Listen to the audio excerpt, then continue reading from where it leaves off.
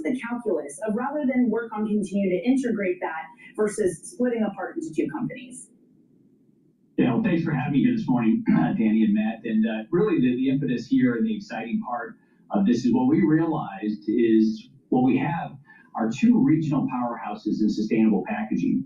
And as we dug deeper into the businesses, it just became more obvious every day that all of the value is in those regional integrations. And that's really what drove this decision making. It's an exciting day here for International Paper and the opportunity to leverage those two powerhouses by focusing on capital allocation that's really unique to their missions, to be able to drive the focus. As you know, 80/20 is really how we work in this company. And that really says, hey, let's simplify the businesses, let's segment them, let's focus resources on what drives the most value, and allow those businesses to thrive and become best in class in their markets. To what extent did tariffs, Andy, or trade uncertainty, the changing geopolitical landscape have to do with this decision? Because at first glance, to the layman, it looks like that could be the motivator. Yeah, very little actually. At any point in time, you got to think about the geopolitical implications and all the forces that are shaping the world. But it's a moment in time, and when we're making decisions here at International Paper, we've got to think for the long term. We have to think for generations. And so, while that's a factor that you have to consider, it's really around the fact that all of the value is regional, and that's the really important message here: is the value is regional. And so let's focus on the customers, their distinct missions, distinct needs. Let's focus on the assets that need to be applied there, and critically, the capital allocation and the resource allocation to allow them to pursue those unique missions. Andy, another thing that's been weighing on CEOs' minds who have to deal with an international company, a global company, is weakness in the dollar and how that's impacting various FX effects of earnings and revenue coming in. How are you thinking about that, especially with splitting your business into these local divisions? Yeah, Danny, when it comes down to it, that's really not a decision point at a moment in time. The strength of the dollar in any single period, not really a factor here in decision making. Again, the focus has got to be on the long term, on the structural dynamics of the business, what allows value creation to happen, how customers behave, how the markets behave, and then therefore how we apply our resources to drive value. And so, again, you've got to take the time to really understand what's happening in the geopolitical context, what's happening to trade pressures, what's happening to capital flows. But ultimately, again, I've got to be thinking about decades. One of the things that I find really interesting about this business, and I love about this business, is we have to think long term. The capital investments that we're making, how market structures evolve over time, those are really long-term plays, and we've got to be thinking about maximizing long-term value creation, not short-term gyrations in markets. You do have, this is a 4-year low, so it's not that short-term for the dollar, and, we're looking at forecasts for it to continue to sink. Nonetheless, it puts you in a relatively good position, right? Because you have something like 65 packaging plants around the U.S. You produce, I think, like 70% of your paper here in America. Hello, my name is Dr. Paul Cottrell. We are live streaming on Rumble and YouTube, and also my website, the-studio-reykjavik.com. Thank you for joining. I greatly appreciate it. Please share the links and ask your social media to follow me. You can follow me on lots of different modalities. You can follow me on YouTube, Brighteon, Bitchute, and Rumble. You can follow me on TikTok, X, and GETTR, Substack, Patreon. You can also help support the work that I do by sharing the links, asking your social media to follow me, and help support the work by donating. You can donate through Stripe, PayPal, or buy me a coffee on my website, the-studio-reykjavik.com. You can also listen to archived podcasts, the audio version of them, on my website under Broadcast Radio. You can also listen on Apple Podcast and Podomatic. The live streams are also under Broadcast Live on my website, and News Generation under Broadcast Paper. So there's many ways to consume the content that I create. All of this is for free. I put all of this out there for free. So please help support the work by getting the products, by donating and sharing the links. Thank you for joining. I greatly appreciate it. So they were talking about the dollar being at a 4-year low. Well, Matt's the talking head on Bloomberg. All right. He's not paying attention to that. You want to take a look at the 10-year average, because the 4-year low is including that era we called COVID. And don't you think that what was happening during COVID was a 3 or 5 sigma event? Yes. So what you really want to do is take a look at the 10 or 15-year historical average for the dollar. And we're pretty close to that. So it's not a big deal. But everyone was looking, it's lower than a 4-year low. Well, yeah. During COVID, the risk-free rate, the safe haven, was the United States in terms of financial assets. Stupid, just stupid. You know, like what you have to do is pay attention to how people think, and then you see them, you know, thinking in the wrong way, then, you know, you have to question, you know, what's the agenda or why they're thinking that way. You know, why do they keep on talking down? Why are the talking heads on the business channels talking negatively about Trump's goals of weakening the dollar and bringing back manufacturing? All right, because when we have a weaker dollar, other companies outside the United States that want to build in the United States, they get more bang for their buck because everything is going to be priced in dollars. All right, when they transfer over that money, they'll convert. If they take yen and they convert it to a weaker dollar, it'll convert to more dollar bills. All right, while they're building out their plant or their business in the United States. So it's going to help FDI. Second, it's going to help our exporters. And by weakening the dollar, it kind of like disrupts the market, because over many decades, all right, going all the way back to Clinton, the paper belt, the ones that are just pushing paper, like Wall Street, like the lawyers, like the lawmakers. So Washington, DC, Wall Street, and the intelligentsia of the East Coast, just pushing paper, they benefited from a strong dollar. So what you're doing is you're breaking that power imbalance and moving it more towards real goods, real manufacturing, the steel belt instead of the paper belt. And, well, who does Bloomberg represent? A bunch of people paying $30,000 a year for a Bloomberg terminal. Who are those people? Bankers. Paper pushers. So of course they're going to be pushing for a strong dollar. But maybe we need a little bit weaker dollar to revitalize our economy, to improve our economic clustering, and break the back of the paper pushers. All right. With that, let's listen in. All right.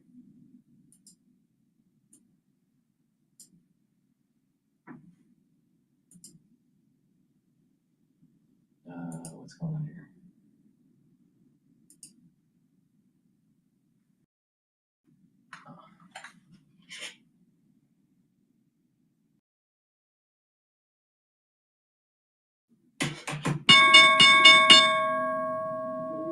And then there's China too. I was very impressed about the China part, because when I looked at him, I always think It's about Tesla.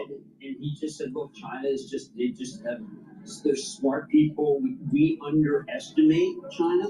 Now, David, I think that a lot of people feel, wait a second, China, it may be a paper tiger, the government may not be as heavy. He just says, listen, flat out, they're fantastic. Right. Well, obviously, he has a does a large amount of business in the country. But that said, I hear saying, how can you in any way dismiss what China is doing right now? Whether it's EVs, whether it's solar, whether it's nuclear, whether it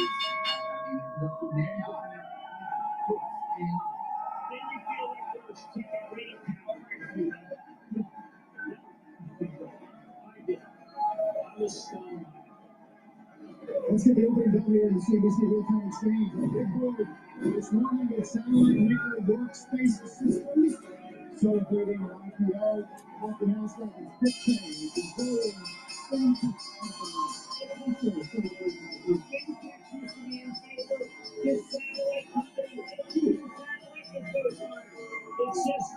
All right. So the market has opened up, as you can tell. The S&P 500 is trading at 6,988. Like I said, the 7,000 barrier is really, there's a big resistance there. Once we break it and we close, decently above that level, then it'll be a strong support. But right now, it's not.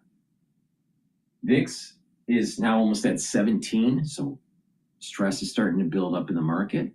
This, I think, is because we're about ready to hit Iran, and there's some, unknown about the Middle East. Oil now is trading 66.19. If you've been paying attention to what I've been saying, I said that oil is going to keep on creeping up.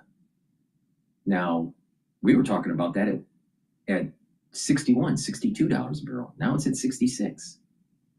Brent's over $70. And Trump hasn't hit Iran yet. This is going to start to move a little bit more. Now, how much more? I don't know. Maybe 68? I don't know. But I suspect that once we do hit, I don't think it's going to be only just in hours. It's probably in days. All right, measured in days, not hours. If it's measured in days, we're probably going to see more than $70 for WTI, and probably getting closer to $80 for Brent crude. Now, the longer this happens, the more stress is being built up in the energy market. Natural gas. So if you've been paying attention to me, you would have made money already. So if you, continue to pay attention, you probably make more money. Natural gas is at 3.837. We're still in that cold spell in the United States. We're going to have another cold spell supposedly next week. So natural gas is going to be bouncing around at probably 3.7, maybe 3.6, all the way to maybe 3.9, 3.9. All right. Right now it's at 3.8. But once the cold spell goes away, the natural momentum will want to be for the natural gas futures to go down. The problem comes in is, what does Trump do when he hits Iran, and how that affects the natural gas market? Because sometimes the natural gas market will be positively correlated to oil. Sometimes it's not positively correlated to oil. But when there is instability, especially in the Middle East, and there's some sort of military action that's taking place, and there's a lot of unknown, like what we have right now with Iran, they usually trade in tandem upward.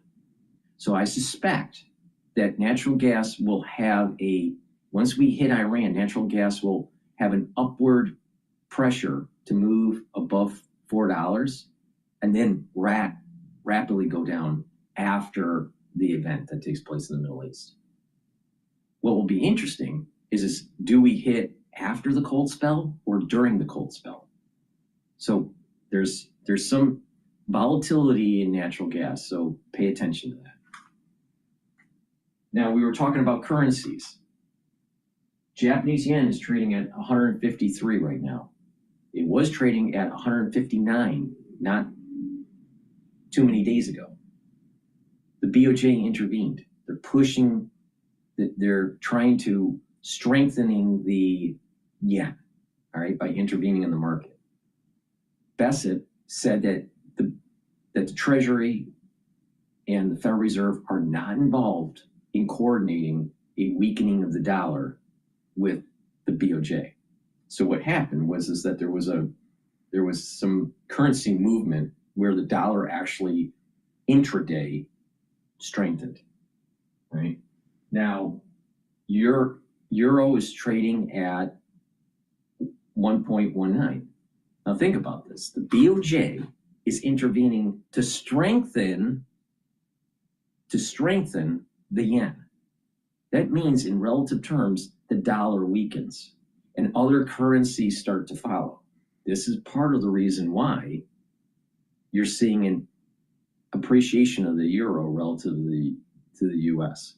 Now, in the dollar index, back in the day when I was trading lots of currencies, like 17 of them, the weight of the dollar index was heavily weighted on the euro. So if there's a central bank that's coming in and intervening in the market, like the BOJ, it's going to affect other currencies, and you see this, dollar swing. All right, it's not a big deal. Don't worry about it. All right, we went through Lehman and all of the market manipulation by the central banks and the gyrations of the currency markets. Don't worry about this. All right, this is small potatoes. All right. With that, let's listen in. Oh, by the way, Bitcoin is at 87. So we have gold moving up, Bitcoin going down. We have equities trying to break the 7,000 barrier. Okay? You would have made more money playing the futures market in energy than anything that you would make in Bitcoin. And it's more liquid. It's not as manipulated by whales like strategy. So is Bitcoin really a storage of value? No. Everyone was saying that Bitcoin was going to be the digital gold. Well, why is everyone going to gold?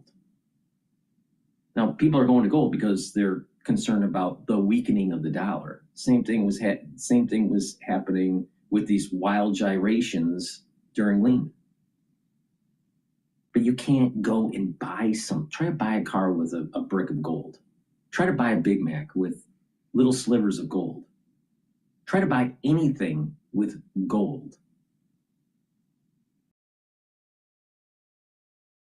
It's a perceived storage of value to try to hedge through currency market undulations. There's not enough gold around the world to actually convert your dollars into gold. So there's really no safe haven. We have a fiat currency. People don't understand this. You can't sit, most people that are in gold, they're in like a cash position, like what is like a cash position. It's not like you're settling in gold. All right. Now, if you're a bank, you are, but I mean, you're not a bank. So if you buy an ETF in gold, you're not. It's just a cash position. It's a derivative.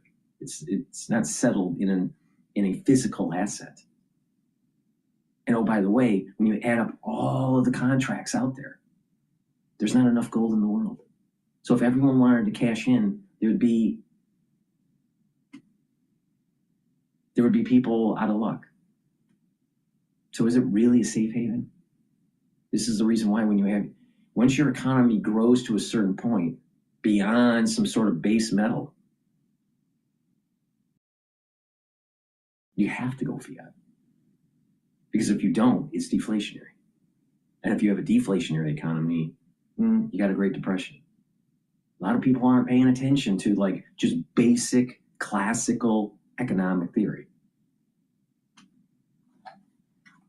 All right, here we go. Gold and silver hit record highs. As this is happening, Bitcoin will continue to go down. Trump 1 and Trump 2, they're really kind of a little different there in terms of. Yeah, obviously big impact on the companies that get a large part of revenue from overseas. IBM's a good example, Jim, although the story there is more about software. Well, look, I mean, there was a time when I felt that IBM was a hardware company. It was so slow growth. Now it's a hardware software company with a hybrid cloud that's doing well. And I thought that Red Hat is a great acquisition. If ever dropped to like 10% and killed the company. But the acquisitions have worked there. Martin Christian is an unbelievable remaker of IBM, and my hat goes off to really fantastic work. Guys, we do have to come back to Microsoft because the stock is down 10%. I'm not saying you didn't tell us, but a 10% down move in Microsoft is not something you see often. No, but the conference call was so convoluted, and the idea of like, well, okay, how much is Azure? And by the way, you know, OpenAI is not. They have a lot of ties to OpenAI. I mean, OpenAI has $43.89 billion in cash. Is that like? I've been talking about it. I've said that every day lately. I said it yesterday. I said it last week. I know. When I was talking about OpenAI, by the way, in the latest fundraising round, which includes Microsoft, as I reported yesterday, NVIDIA, and Amazon. That said, the information does say that has more. The information says that they could amount to as much as a $60 billion contribution, those three. That's in addition to the $30 billion coming from SoftBank. We'll see.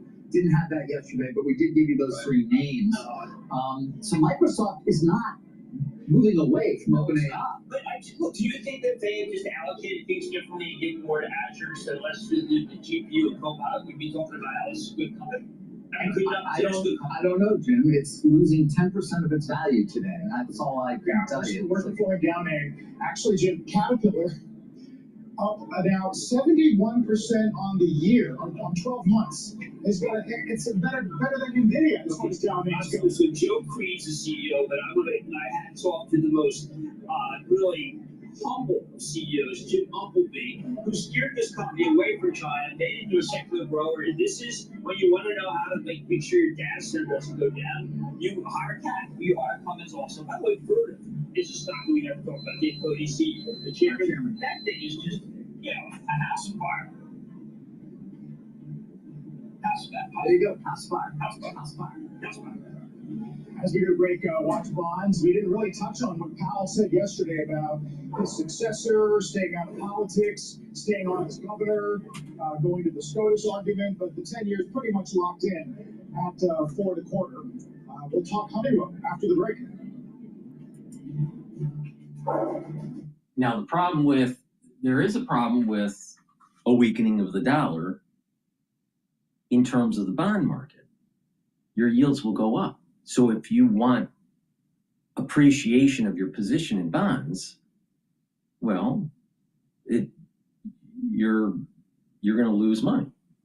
But if you're a long-term saver, 5 years, 10 years, you can lock in at a higher rate. So you get a better yield. And then when you hold it to maturity, chances are the dollar will probably strengthen. So you make money even on your principal that you invested in the bond. The bond price will actually go up when you sell it. And you've been locked in on a coupon, annual coupon at a higher rate. So it depends on if you're a long-term saver or not. Now, people that are getting ready to move some assets out of equities and into higher yielding bonds, fixed income, that's actually a good idea. So a lot of people aren't paying attention here about the weakening of the dollar is a good thing. But you still think that Bitcoin is good? Still think that Bitcoin is going to save the world? Still? Really?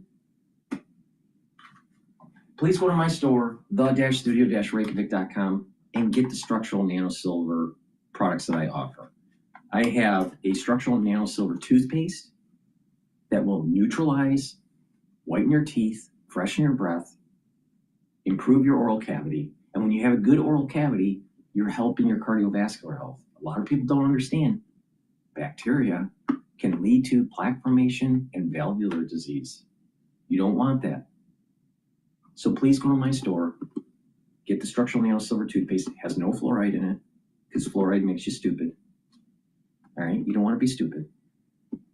So the structural nanosilver toothpaste, take it every day, use it every day. all right? Improves the health of your oral cavity.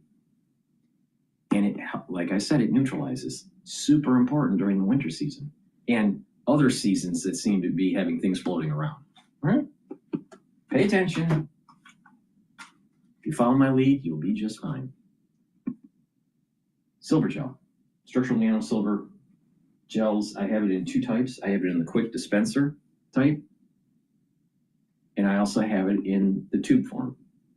You use it the same way. If you have a cut, an abrasion, or a minor burn, put the gel on the lesion. It will help to heal it quicker. Why? Because it keeps it clean. Clean lesions heal quicker. All right. You can use it as a daily skincare. You can put it topically on your skin, and it will help to improve the health of your skin. This stacks really well also with the collagen, the C60, vitamin C, and resveratrol to help with an overall skincare protocol that you can get on my store. Now, there's another purpose for the gels, and that is if you're not feeling well or someone around you is not feeling well because of the cold season, put it on your hands, around your mouth, around your eyes, around your ears, around your nose, lightly coat your nostrils. They'll stay active for 5.5 hours. You can't do that with Perel. Perel evaporates in 30 seconds and damages your skin. This helps heal your skin and stays active for 5.5 hours. Which one would you prefer to have? You want this gel, all right? In addition, by lightly coating your nostrils, if you have a runny nose, what will happen is it'll help to reduce the drainage. And most people, when that is happening, they also have soreness for their nostrils. This will help to relieve that soreness.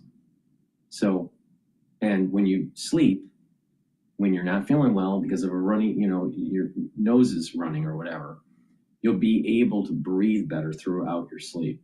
All right. So this will help to dry it up and allow you to breathe. So there's a lot of different reasons why you need to take this.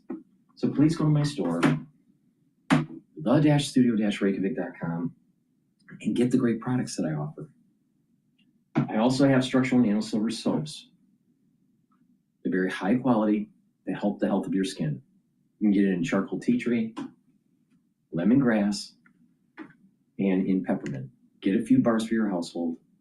Use this every day to improve your skin. Use discount 5. You get $5 off any order. All caps, discount 5.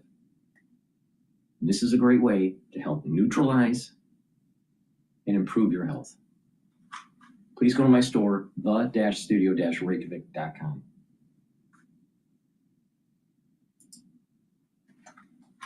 And we're doing everything possible to set up this business as an independent company in a couple of years ahead. So just stay tuned on that too.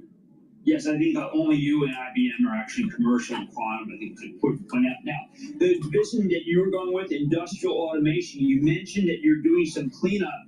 If you did the cleanup, what would the organic growth look like? Would it be far greater than we see right now? Yeah, so, we are setting up both the aerospace business and automation business for a great setup. Aerospace is going to grow high single in the cycle, and automation, to your question, we're setting it up to grow mid-single organic growth with the earnings growth of high single in a typical year. And we are not really exposed to one big trend. We are much more of a secular trend across multiple end markets we serve in buildings, in process markets, in industrial, which gives me a confidence that, this is going to be a secular growth story in the times ahead. And we are absolutely committed to deliver high single-digit earnings growth to our share owners in the future years. Well, I've got to tell you, when I read through it, I realized that you're probably at a nexus where you can tell us about AI, what it does for jobs, whether it's a force multiplier or whether people are being laid off because of it. Where do you stand on AI, noticing that the plethora of businesses you have, they all sound like they're short workers, and you can't find them. So what do you do? So, Tim, if you look at the AI in context of There's something weird going on live now about something about election fraud here. fix that will likely be discussed there as President Trump posts this morning on Truth Social, quote, Trump won big, crooked election. Again, you can watch that full cabinet meeting here starting around 11 a.m. Eastern time. We do have to sneak away for our final 2-minute commercial break of the hour at 9:49 on the East Coast and 6:49 on the West Coast. You're watching Live Now from Fox. We'll be right back. Let's go back. More productive because our customers are getting less trained people to run their operation. Think about maintenance technician, think about operators. As less people are available, the physical AI world we are playing in is going to make them more productive and protect their revenue stream. So this is going to become an important feature of the automation business to drive our growth. And I'm really excited about it. I've been in this industry, Jim, for 35 years.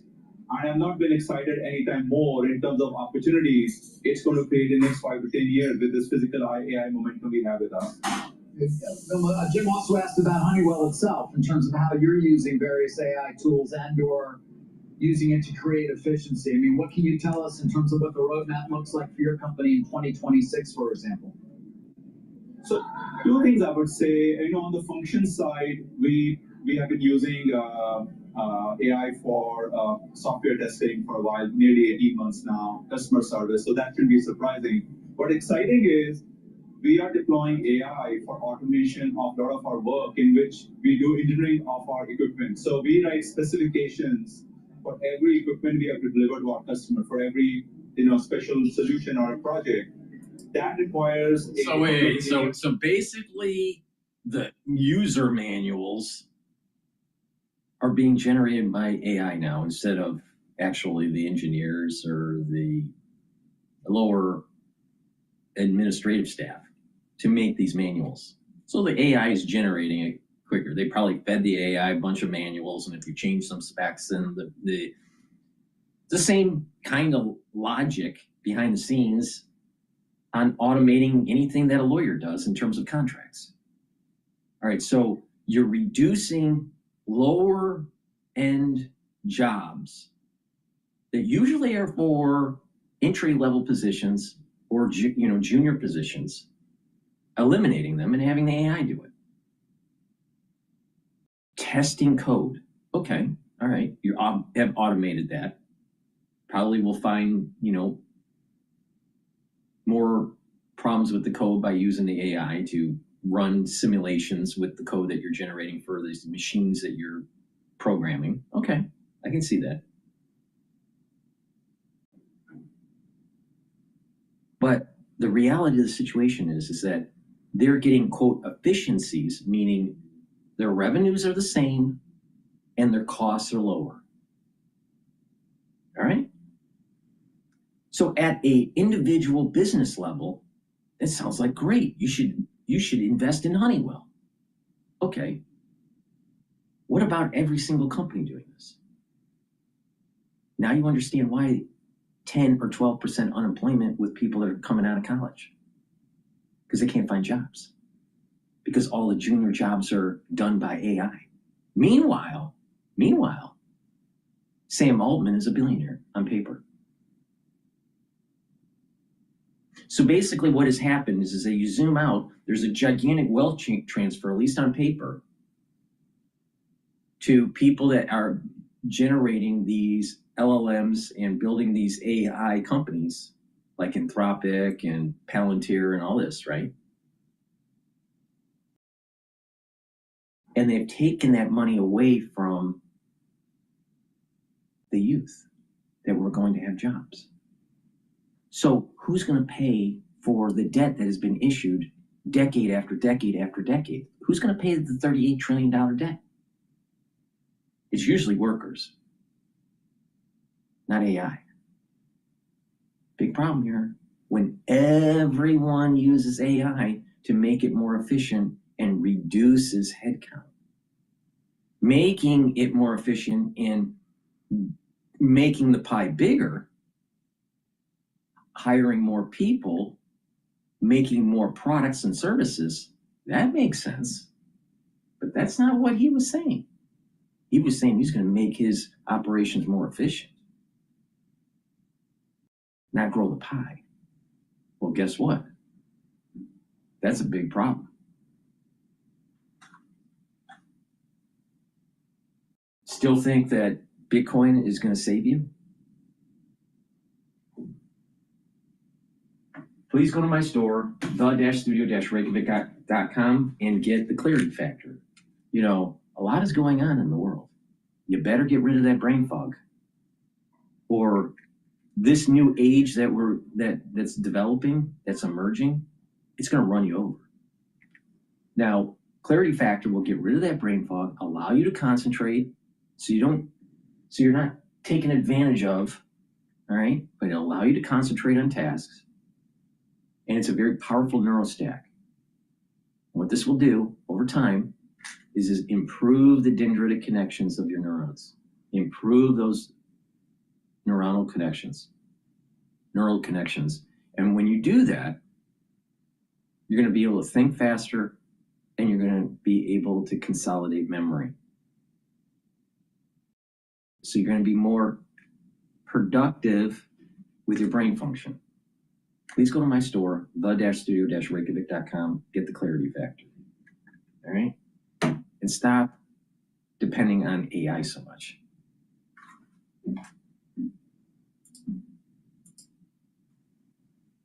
And AI eats their lunch. Yeah, no, it's one of the biggest questions that I have.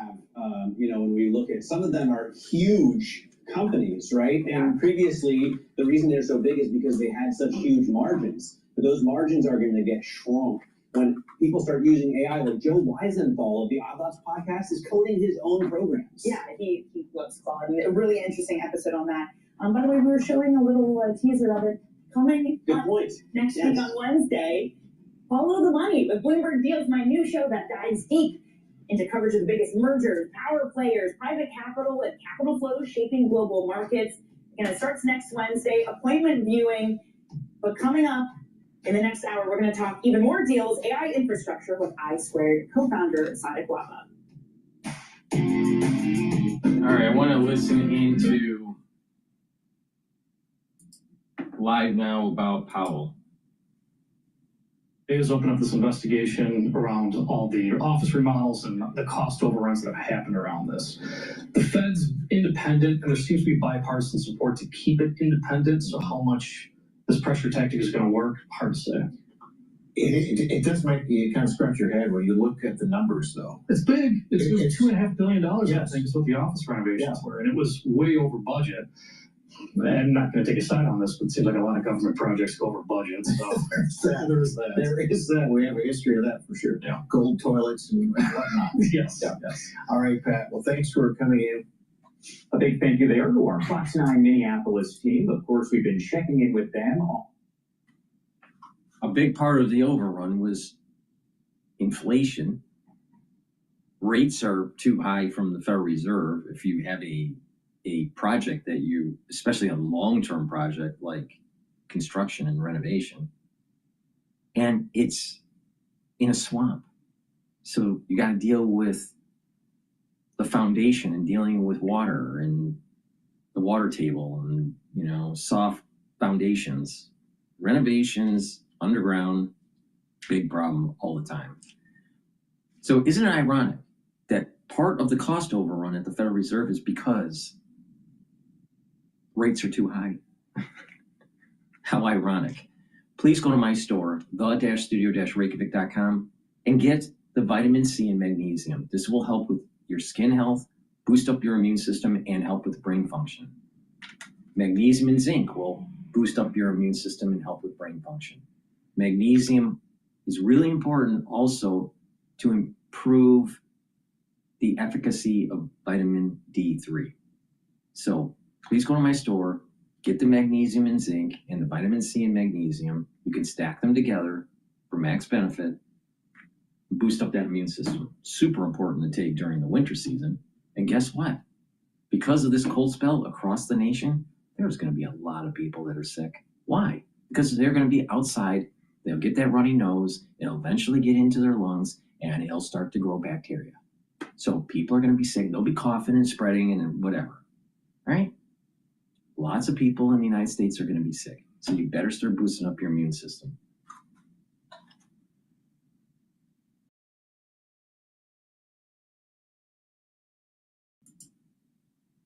Bloomberg's still on there. Okay, let's listen into Bloomberg here. The minute global news whenever and wherever it happens. I'm Hesla Dahmen in Davos, Switzerland. This is Bloomberg.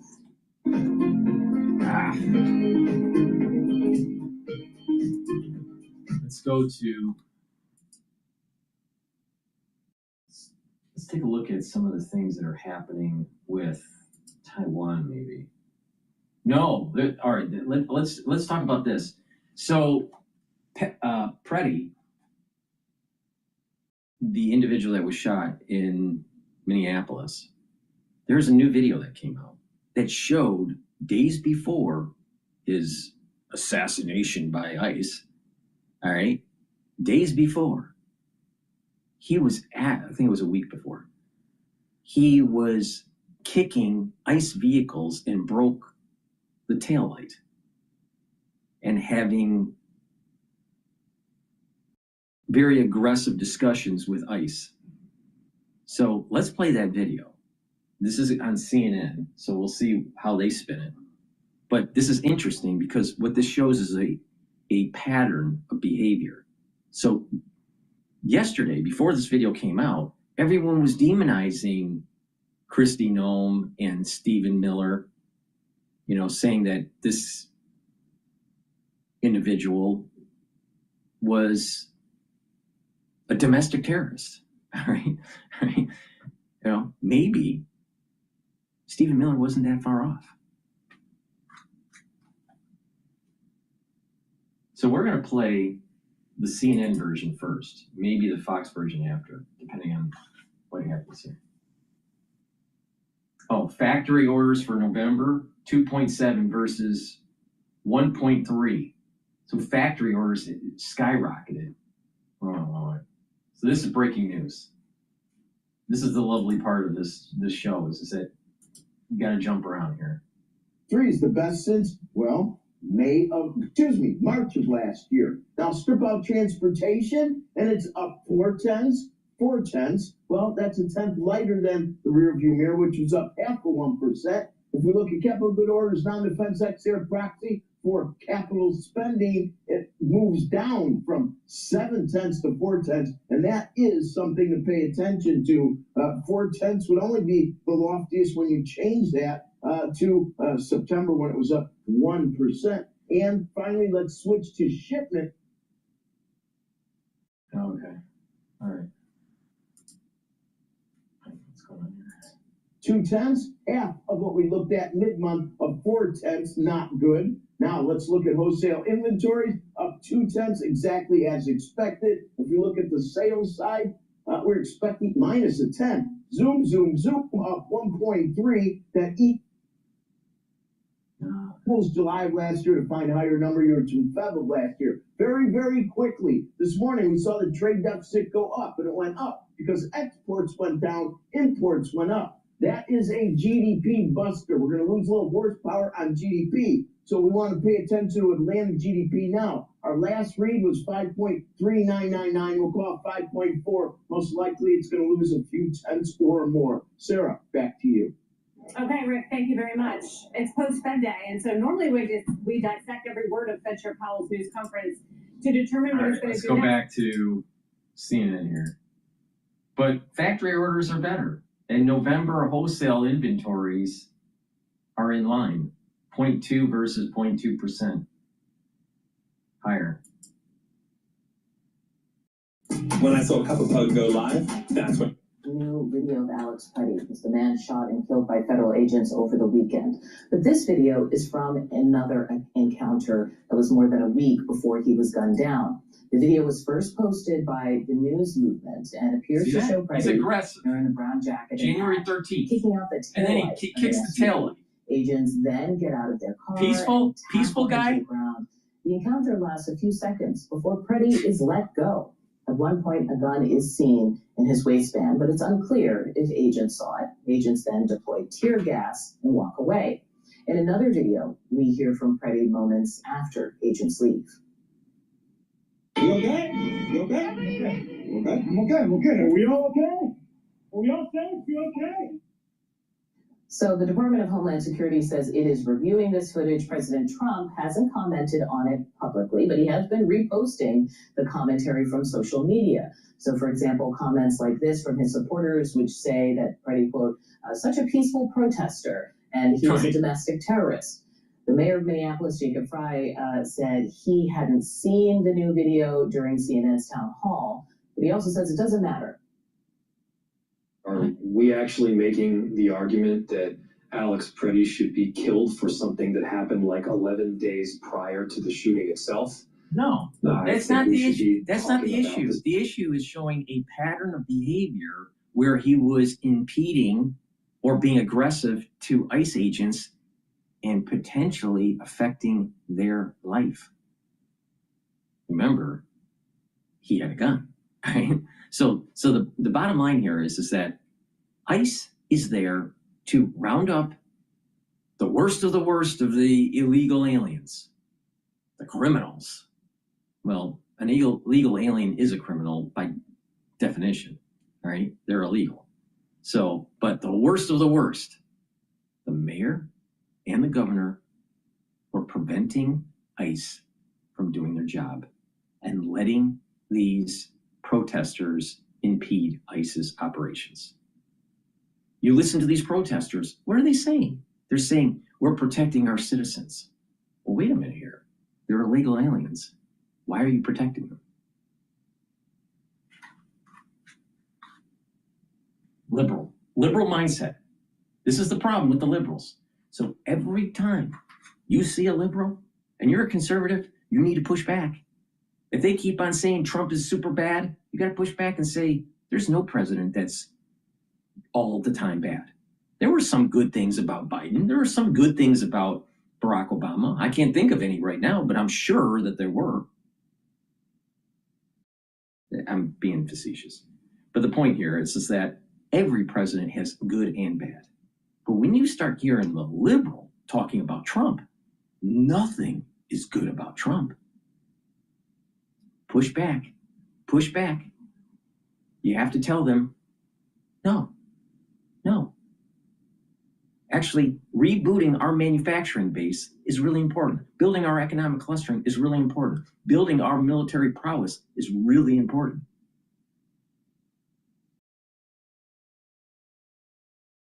It's about God. It's about God, country, and family. That is the virtue of a better age. And it's built on the foundation of the Enlightenment, of life, liberty, and property rights. That's America. That's the United States. That's our constitutional republic. Liberals don't like that. Liberals don't want life, liberty, and property rights. They want mob rule, absolute democracy. Well, absolute democracy means you don't have property rights. And our founding fathers had the wisdom to realize this. Why? Because they paid attention to the Enlightenment from John Locke about life, liberty, and property rights. But they paid attention to what Plato was warning.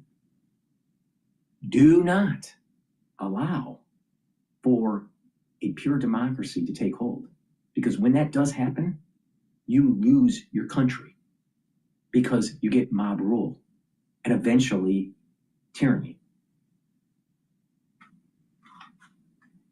They represent everything that Plato was warning us about. Everything. Liberals are wrong.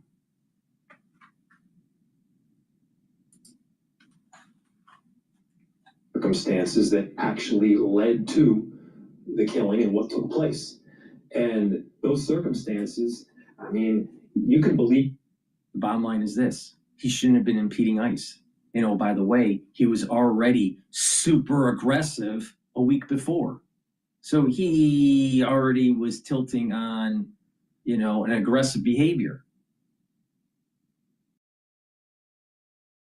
And a chaotic event happened. A scuffle took place.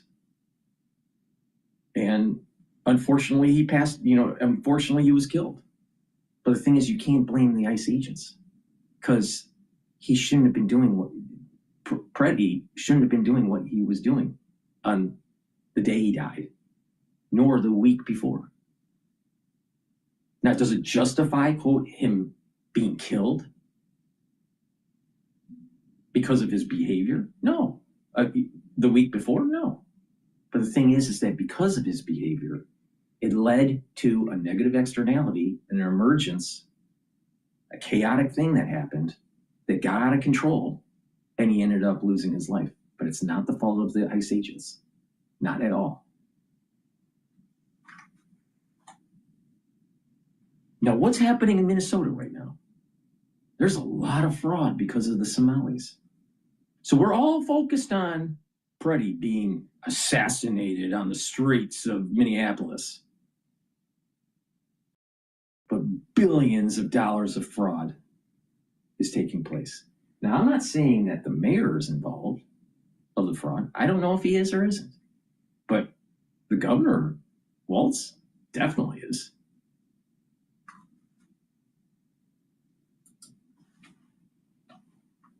Our own two eyes.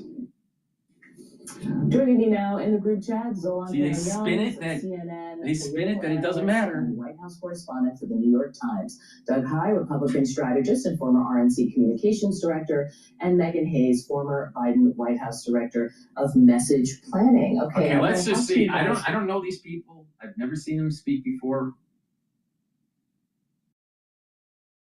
To my recollection, I don't know who they are, but I have this strange prediction that they will bleed out of their mouth liberal agenda.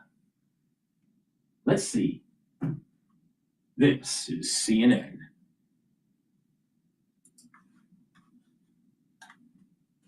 This video coming out sort of created more fuel for the people who say that Preddy was an agitator, that he was putting himself. He was an agitator.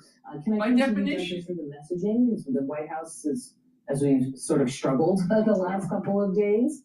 What do you think they're going to be doing with this video, and how, does it change things? In some ways, it does. It is agitating, and it is putting yourself in harm's way. And ultimately, that shouldn't matter for what happens 11 days earlier. But everything in our discourse is so weaponized, has been for a long time. So I think if we go back to the Rodney King beating, after that we heard, well, Rodney King did this, and it turned out 6 months later Rodney King did that. None of that had any real relevance to the actions that police did on a highway in Los Angeles. But in our political discourse, we know this is going to be used. We know it's going to be weaponized. And as we talk about de-escalation, I would hope that everybody can de-escalate a little bit. Everybody can exhale. We're going to keep talking about that. The S&P 500 is trading at 6,924. Bitcoin just broke a support level. It had a support level at 85,700. It's below that now. It's trading at 85,000. 85,580 right now. Still think that Bitcoin is the savior for your portfolio? I don't think so.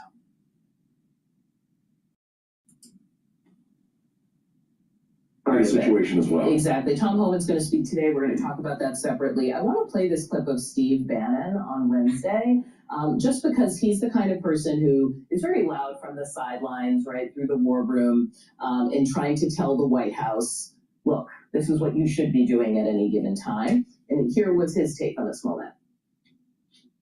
We have to hold the line. There can be no de-escalation at all. You don't need to bring down the temperature. Raise the temperature. Yep. Put them right. under pressure. Yep. They're the ones that are cracking. Yep.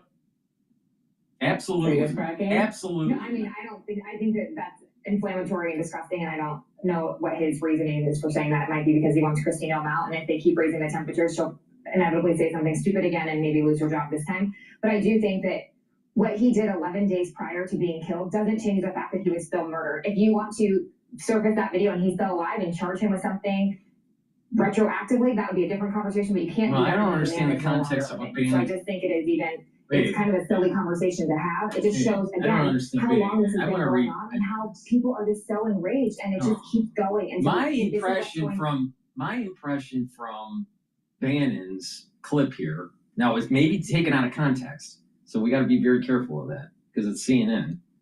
I thought Bannon was for ICE getting the illegals out. Now, let me understand. Let me listen to Bannon again here. On this moment. We have to hold the line. There can be no de-escalation at all. You don't need to bring down the temperature. Raise the temperature. Put them under pressure. They're the ones that are cracking. No, I don't know what the context is. I don't know what the context is. I think that that's inflammatory and disgusting, and I don't know what his reasoning is for saying that. It might be because he wants Christine O'Malley out, and if they keep raising the temperature, she'll inevitably say something stupid again, and maybe lose her job this time. But I do think that what he did 11 days prior to being killed doesn't change the fact that he was still murdered. If you want to surface that video and he's still alive and charge him with something retroactively, that would be. I think that they need to raise the temperature and make sure that ICE does their mission, and that is to round up the illegals and get them out of the country. And it shouldn't be just the worst of the worst. It should be all of them, period. They broke the law. They need to go home. Now, if they want to come back, well, maybe they can apply for, some sort of, asylum or whatever after they go back home. But why should they be getting in front of the line, getting in here illegally, and then using taxpayer money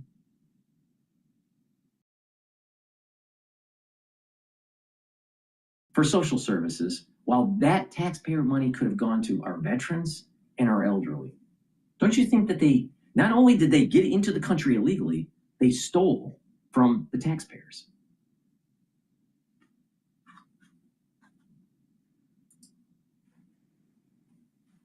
Conversation, but you can't do that because the man is no longer living. So I just think it's kind of a silly conversation to have. It just shows, again, how long this has been going on and how people are just so enraged, and it just keeps going. And so this is what's going to continue to happen. No. You're going to have people continue to go to the street. These people are enraged because Orange Man bad, always. This is really a manifestation of Trump derangement syndrome. So TDS. And they get a bunch of liberals out there that are crazy. They're trying to impede ICE's operations, and don't be surprised, bad things happen. An ICE agent had his finger bit off. Literally. I'm not talking metaphorically here. Literally. The liberals in Minneapolis that are protesting are animals. Because an animal would act like that. They're animals. They're animals.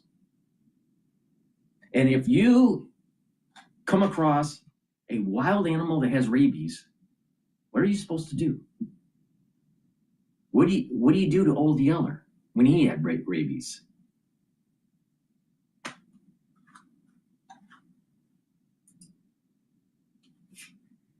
And over again, but something that happened 2 weeks prior should tell us that this has been going on too long. It also doesn't explain why the administration officials said that he was brandishing a gun in the moments before he was shot as well, right? There's core questions as far as this shooting. No, it was the fog of war. It was the fog of the situation. They didn't have all their facts. You also use the term domestic terrorism. He is a domestic terrorist. Assassin. Look at that. Look at that. Look how aggressive he is. And this is the day he died. This is the day he died, not knowing the context the week prior on what he did. All right? And look at the stance he has. It's an aggressive stance.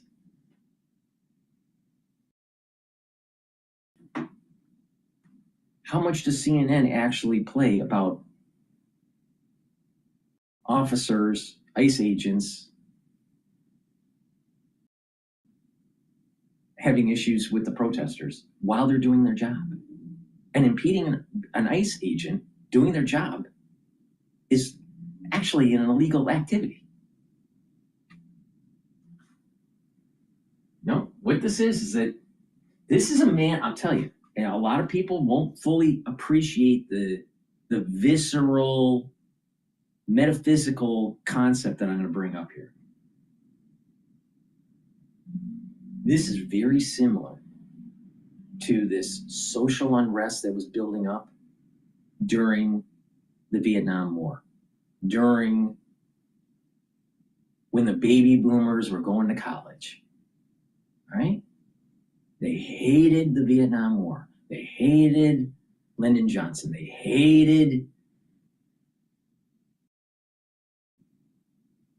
Nixon, right? And it just kept on boiling and boiling and boiling.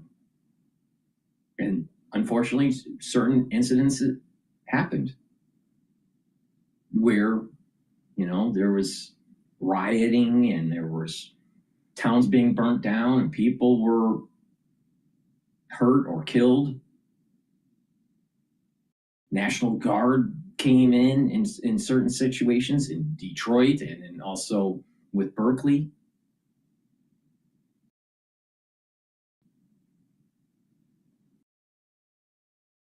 In Kent, there was Kent State, I think, was also another issue.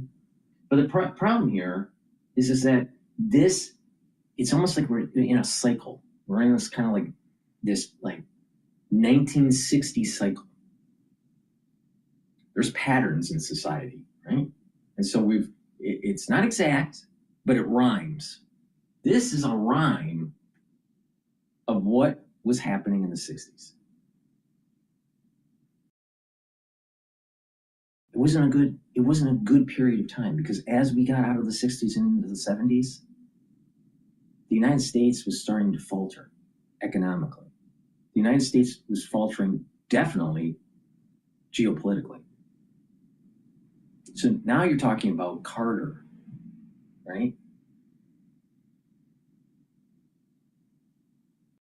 You know, you had Gerald Ford that took the reins right after Nixon, but that didn't last for too long. And then Carter came onto the scene. Carter destroyed the economy.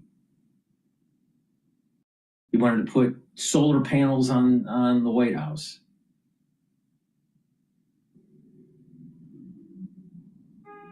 Thought that energy was depleting.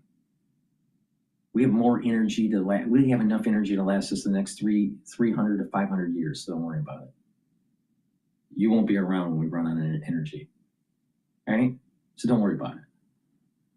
Oh, if you burn all the coal and natural gas and all that oil, it's just going to heat up the planet and we're going to boil over. Really?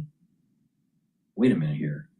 To solve to solve the greenhouse effect, just plant more trees. Because all that carbon dioxide that's being created is going to get soaked up and we'll have more oxygen. So really the answer isn't solar panels and digging up rare earth metals that actually are toxic for the environment through the mining operation. No one really pays attention on the solar panels being laid out on arable land, farmable land. And over time, the materials that are in those solar panels will leak into the ground and permanently make the ground toxic. No one's talking about that. Plus, it's an eyesore. Would you rather see a green field with cows or this bluish tint of solar panels?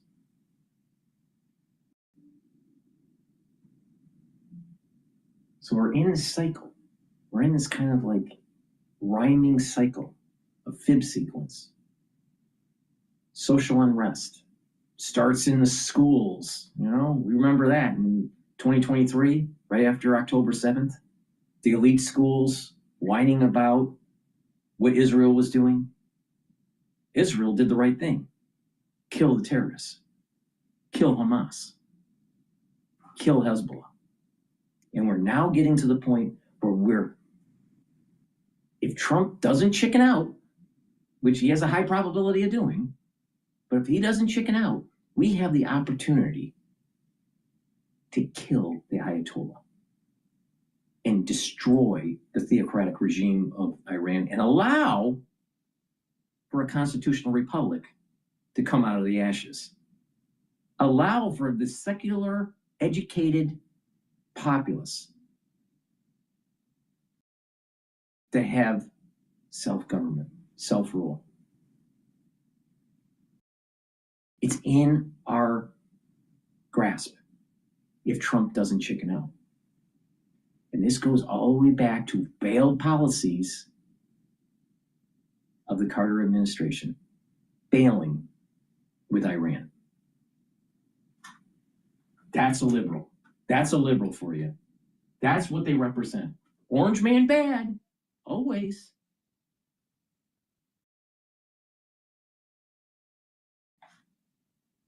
But he was a nurse. He cared about people. Really. Really.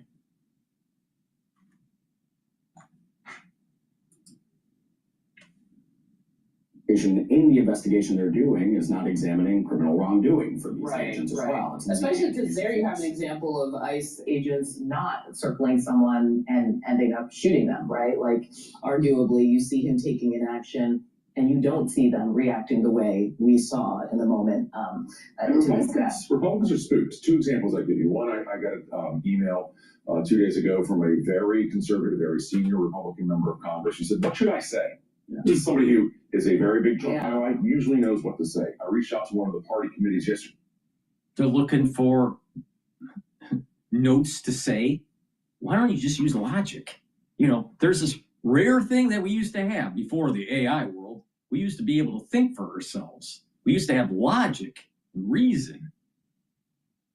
What's wrong with getting on the television and basically saying the protesters are inhibiting the operations of ICE to get rid of illegal aliens? They're here illegally. It's a federal issue. Get out of the way or you're going to get hurt. It's that simple.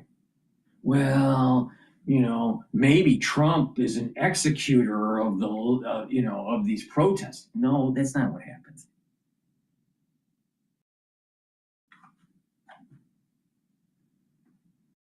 These Republicans need to grow a spine. Don't be a jellyfish. God, it's amazing. Okay, so what are you telling your candidates? Point one, message of unity /calm/order. That's de-escalation. That's not raise the temperature. One more thing I have to show you then. We had a town hall in Minnesota. People got to ask questions. There was a Republican lawmaker. Message of unity of who? Message of unity of our citizens that are legal. Yeah. But if we are supposed to unite with the illegal aliens, why? See, there's the problem. We're not getting to the root cause of the problem. People are here illegally. That's the issue here. Not that Ep30 was killed or not, rightfully or wrongly. That doesn't matter. We have millions of illegal aliens in the country that are using taxpayer dollars that could have been used to help our citizens. The elderly, our veterans are far more important than illegal aliens. But if you are a liberal, a blue state that's losing population, you need to bring in illegals. Do funny business with this census to keep your seats in Congress because it's based on population. So if you can fake the census, if you can eventually get amnesty, if you can get the kindergartners and the grade schoolers into your school system, even if they're illegal, you get more money for your school system. So what's really the issue here? No, we're more worried about was Ep30 killed justly or unjustly. Don't really care. Because that's not the real issue.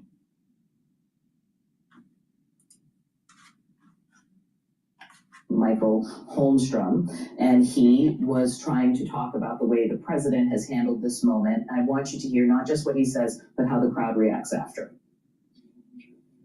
President Trump met with these leaders, and he came out and he said great things about them. If you read in his post, he was very complimentary, and it was repudiated with more insults from the leaders here in Minnesota. The olive branch is constantly extended, and it's swatted away because of anger and resentment. See, this is the problem with the liberal. It's the same fucking issue that was happening in the 1960s. Nixon was bad. All right? Nixon was all bad, according to them. Vietnam War was bad. The reality of this situation was this. If we won in Vietnam, we would not have the problem that we're having with China and Taiwan. So we literally have kicked the can down the road, allowed for communism to flourish in China, and promote capitalism with a K, so the paper pushers can make some money. Now, how many trillions of dollars are we going to have to spend to have a war with China to make sure that we have freedom of navigation through the 9-dash line now? Because we had a bunch of liberals, a bunch of baby boomers not willing to fight. But they have time to protest. So it's no different. The protesting that took place in the 1960s made the country weak. The protesting today is making the country weak. And why are they protesting?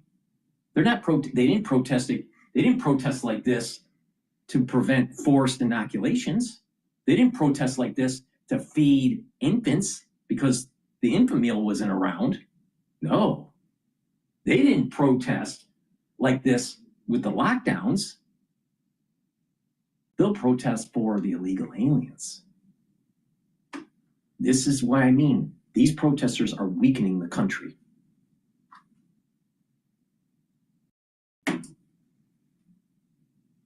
Laughter. There are moments you remember all your life. Abercrombie and Kent. Life well traveled.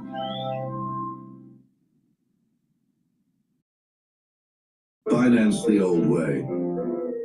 Finance the ramp way.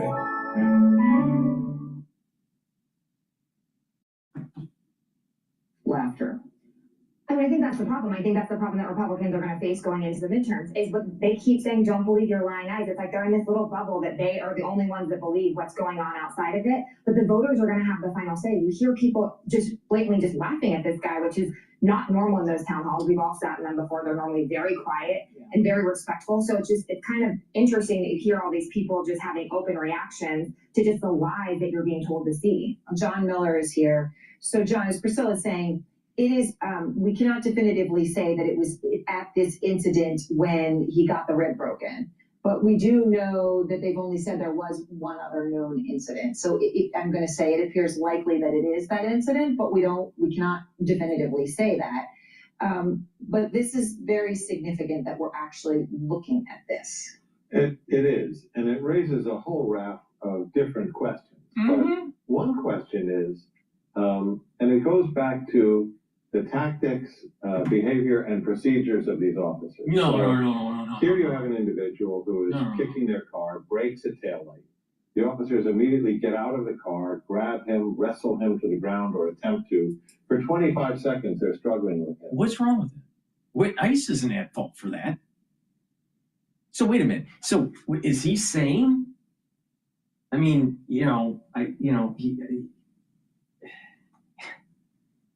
is he saying that ICE should not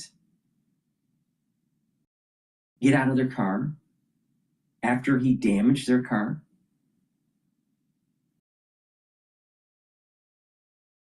And subdue the perpetrator? What? This is upside down logic. That it's the fault of ICE? Well, wait a minute. Oh, the tactics? The problem is that the protesters are inhibiting federal operations to get rid of illegal aliens. Why is this even in discussion? Why is this a problem with the liberals? That it's the ISIS fault? No, it's not ICE's fault. No, absolutely not. We wouldn't have this problem. Purdy would be alive. The ICE agent wouldn't have had his finger bit off. Good would be alive if Joe Biden didn't have an unfettered immigration policy and a porous border. Biden let all these illegals in.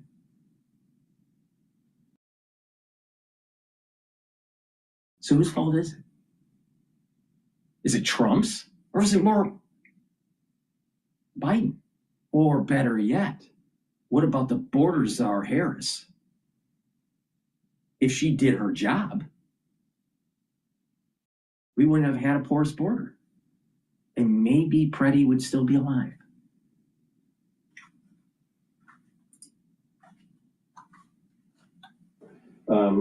It does not appear that during that time, even though he wriggles out of his coat and escapes their grasp, that they detect or know that he has a loaded firearm in the small of his back in a holster. Right. So they missed that. But Which in the case where he died, of course, they saw it, removed it, and then subsequently he was shot. Exactly. So that's a kind of a pattern of. And I don't know if this is the definitive answer here, but if it is, she's missing a key fact. When the officer retrieved the weapon, it looked like it fired. And then the other ICE agents fired on Purdy. So it's a confusing situation on, were they just in a fight or flight response because of the misfiring of the weapon? Probably, if that's the case. Again, ICE wasn't at fault. And the thing is that there is a repeated issue with inhibiting ICE. That's not lawful protesting. That's not lawful protest. So Dennis Miller was right. Stephen Miller, not Dennis Miller. Dennis Miller is the comedian. But Stephen Miller was right. No, but we're gonna have to try to blame it on ICE. It's all their tactics are wrong. The mayor and the governor are hiding and preventing the worst of the worst from being apprehended. So what do you do? So who's really at fault here? Maybe it's Waltz. Maybe he should have helped. And maybe Purdy and Good would still be alive. Maybe he should have helped the administration to get the worst of the worst out. No, they have to keep the worst of the worst in because they're their citizens. Such law-abiding citizens. Poor tactics that we're seeing here, because if someone destroys government property, breaks a taillight on a vehicle, and you get out and you wrestle with that person, the normal thing to do is to arrest that person.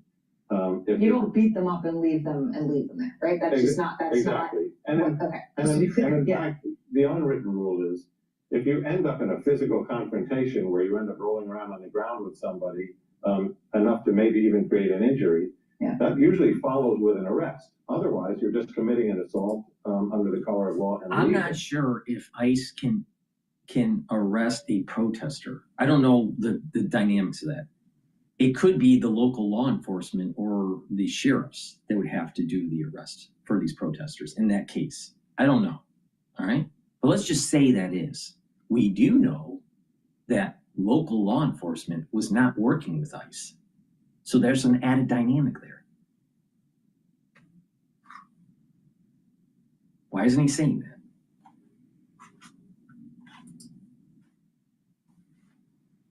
So the fact that they didn't take police action is another deficit in kind of what are the rules of engagement and what does law have to do with it? Right, so operating some outside the confusion law, with the outside of local precedent, police. outside of They're norm, not outside working of with it. training, sloppy, all of that true.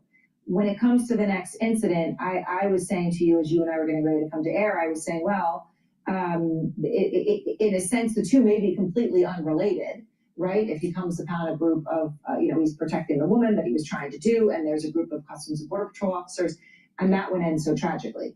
But you raised a very interesting point, which... So the question is, are any of the agents involved in the confrontation we just looked at 11 days before, any of the same agents who encountered him on Saturday that ultimately led to him being shot to death? In other words, one of the questions we've been asking as we look at that video is, the government narrative, the first version was he approached agents with a gun. In fact, when you look at the videos, they approached him rather aggressively, and we don't know the answer to this, but if they were the same agents from the earlier encounter, were they still upset? Were they angry at him over what he did to their car, the fact that they tried to arrest him? Or maybe, if it was, I doubt it was the same agents, but if it was the same agents, maybe they were more aggressive because they had to protect their own lives, because they knew this guy was a problem. You ever thought that? You ever thought that? Because there's something weird about this guy. There's something weird about Preddy. Don't think that he was just all lily white and that, he was just someone that wanted to save humanity because he was a nurse. Because I don't think that's the case. I think there was something a little bit loose in the, some screws loose in his brain. Maybe he should have took Clarity Factor. These liberals, they're crazy. They are crazy.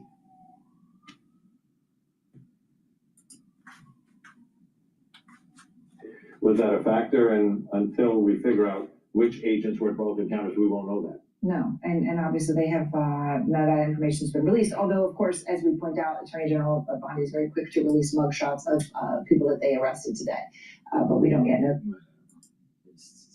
Okay, now we're going to play the Fox News version of this to see how they handle it.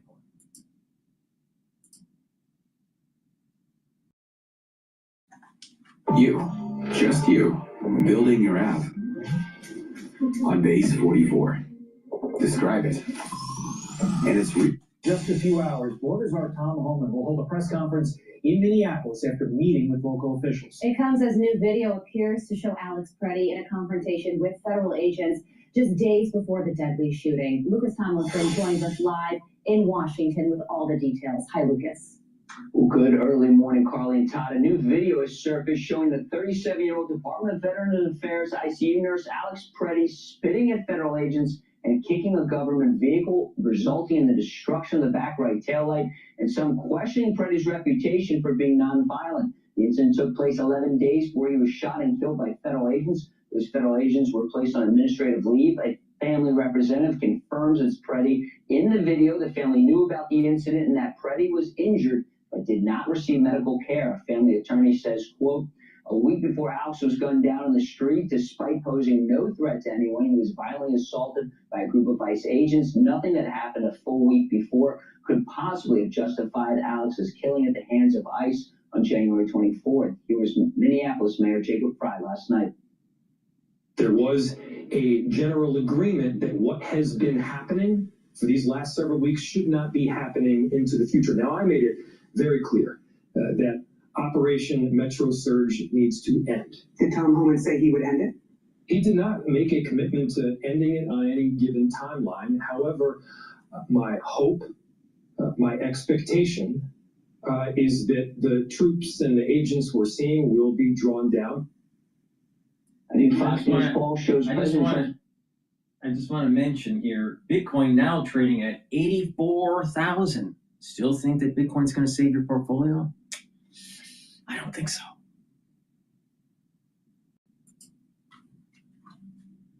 Performance on border security, 52% approve, 47% disapprove. Another poll shows 59% of voters say ICE is too aggressive. Another poll shows 49% of registered voters think local governments like Minneapolis should cooperate with ICE. Mayor Fry says he does not 50-50 plan split. to do that. It's almost a 50-50 split. Will hold his first news conference in Minneapolis at 8 a.m. Eastern after replacing Greg Bovino as the lead of ICE operations in the city. Carly, Todd? All right, we'll be certainly watching that. Lucas Thompson live for us in Washington. Lucas, thank you. Let's bring in former DHS advisor Charles Marino. Charles, thank you so much for joining us. So there was a big back and forth between the White House and Minneapolis officials yesterday, and President Trump summed it up this way on Truth Social, saying, surprisingly, Mayor Jacob Fry just stated that Minneapolis does not and will not enforce federal immigration laws. This is after having had a very good conversation with him. Could somebody in his inner sanctum please explain that this statement is a very serious violation of the law and that he is playing with fire? So now Tom Homan is out there in Minneapolis. How does he work this out? Yeah, it's a delicate situation and negotiation because somebody is going to have to give, and how give are they going to give, and also what type of potential political hit will they take? Tom Homan's been clear from the very start of what ICE wants from local communities, including sanctuary cities, and that is to let ICE into the jails, to prioritize those public safety threats in the country illegally, allow state and local law enforcement to work alongside ICE to help them achieve their mission and also provide some level of protection and honor all of these detainers. That is, stop re-releasing these criminals in the country illegally back out onto the street, turn them over to ICE to be handed off. So I expect Tom Homan this morning to restate the case of the White House, which has said, look, this would not have been as messy as it has been if sanctuary cities were to work more collaboratively with us. And look, Charles, I completely understand that threading the needle on this is extremely difficult, but do you share the concern that many other people have shared, that a concession by the White House on any part of this will just lead to more unrest in other cities beyond Minneapolis?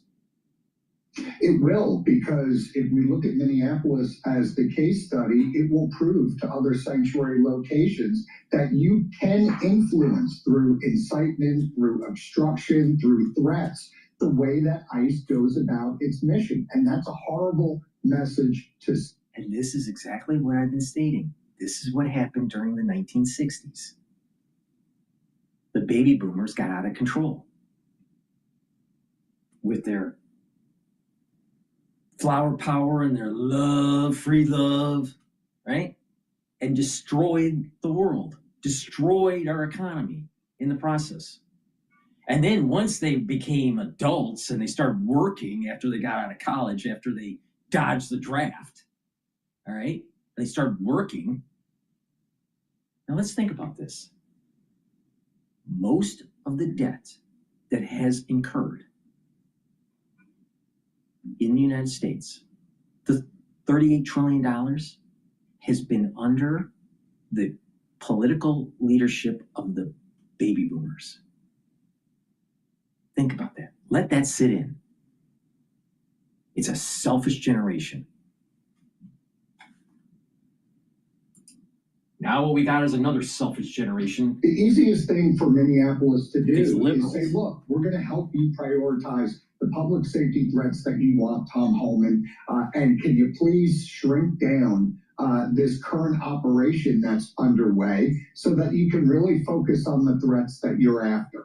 And I think that would be an acceptable response to the White House right now. But the problem is, if they cave in on that one issue and that one issue alone, they are stepping away from their own sanctuary policies. And what kind of a hit within the Democratic Party are they willing to take? Exactly. Charles, this video of Alex Preddy is new, and his family's attorneys have responded to it. What's your take on this new footage?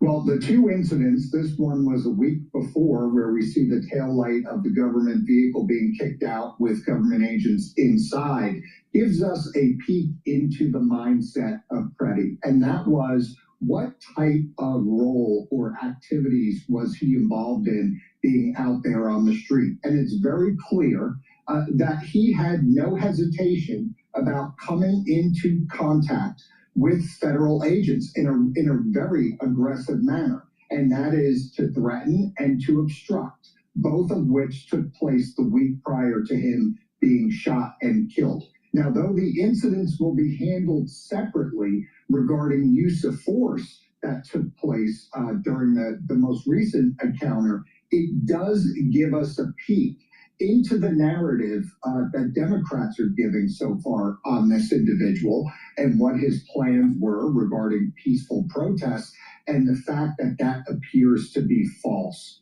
So if activity and behavior is consistent between the first incident and the second incident, then it kind of changes the narrative of how this may have played out with federal agents that had to use deadly force. Yeah, I think this really sets up a legal battle with regard to state of mind and when state of mind actually kicks in. I know there's a lot of conflicting case law on this. Be interesting to see how it all shakes out. Yeah. I want to go back to your first answer. You said somebody's going to have to blink first. Quickly, who blinks first, Charles? Well, it's not going to be the White House because of the question that you asked previously. It would set a very dangerous precedent and give sanctuary cities a huge upper hand in influencing the operations of ICE and whether or not federal agencies can enforce federal law unobstructed. That's very important. So I don't see the White House giving on that at all. At some point in time, the ball is in the hands of Minneapolis, Governor Walz. What is he going to do to bring down the temperature? Right now, since that first meeting with Tom Homan, we have not seen much. So we're currently still in a stalemate. Former DHS advisor Charles Moreno, we appreciate your time. Thank you so much for joining us this morning. I'm Steve Ducey. I'm Brian Kilmeade. And I'm Ainsley Earhart. And click here to subscribe to the Fox News. No, it's very similar to these. I mean, Well, it has certainly the colonial roots, though. So Yes. there's like fantastic Portuguese architecture there. There's great food. It has really come a long way over the last 20, 30 years. So you're bullish Macau, even though the stock is down almost 13%. I'm bullish Long run. Macau's an experience. I don't go there to gamble, so I can't speak to that. I'm there expressly to get so. All right, what else you got for us? Yeah, Microsoft ticker MSFT down 11%. Just to put that into context, Meta right now is up about 8%. When you look at the point differential, Meta on the S&P 500 leading to a 14-point boost. Microsoft is a 46-point drag, so essentially 3 times the move when you look at the S&P 500, even though the performance is pretty similar. RBC calling it out, solid report, not enough to clear elevated expectations. AI demand, AI spending. When you pair that with cloud growth slowing, you're kind of dealing with an issue opposite of Meta, which we saw beating expectations and talking about how that AI investment is going to benefit. Big move for Microsoft. Just want to call out that is the worst move since March 2020, which we all remember the pandemic. Right. Well, Azure only met expectations. It didn't really trounce them. All right, Billy. Thank you so much, Billy Lipschultz, with our Stock Movers. And for more conversations like this, subscribe to our Stock Movers reports. Listen for our 5-minute audio reports on the biggest winners and losers in the stock market. Subscribe to Stock Movers on Apple Podcasts, Spotify, or anywhere you listen. You know what's been trading like stocks? Commodities. Crazy, right? I mean, every day we come in and there are these big percentage changes in gold, in copper, in silver. Chinese speculative buying, a big driver, of course, certainly during Asian hours. And today it's copper's turn. Let's bring in Mike McGlone. He's our senior commodity strategist here at Bloomberg Intelligence. And Mike, what do we know about this Chinese speculative buying? And what do we still need to understand about this source of demand for metals? Well, Scarlett, you started exactly where you should. The foundation for the rally for most metals and most commodities starts with the stock market. You're seeing that roll over a little bit today. We're also seeing that pressure maybe kick in a little bit. But you're pointing out right, there's something significant going on in China. There's significant buyers of all the metals. They really started with gold last year. Gold got expensive, so they trickled over to everything. The bottom line, though, with copper is it's not a speculative metal. It's industrial. And China's number one source of demand, it's going up more because of issuances with the tariffs from the U.S. and supply constraints. And I'm very concerned that copper's I'm very concerned as long as the stock market gets going up, it's fine, but I'm afraid it's going to tilt back lower. But here's a key thing that's oftentimes directional for copper. Iron ore hasn't been doing well. Chinese bond yields haven't been going up. They've been going down. So I think by this time at the end of the year, we're going to look at the metals like we are cryptos now.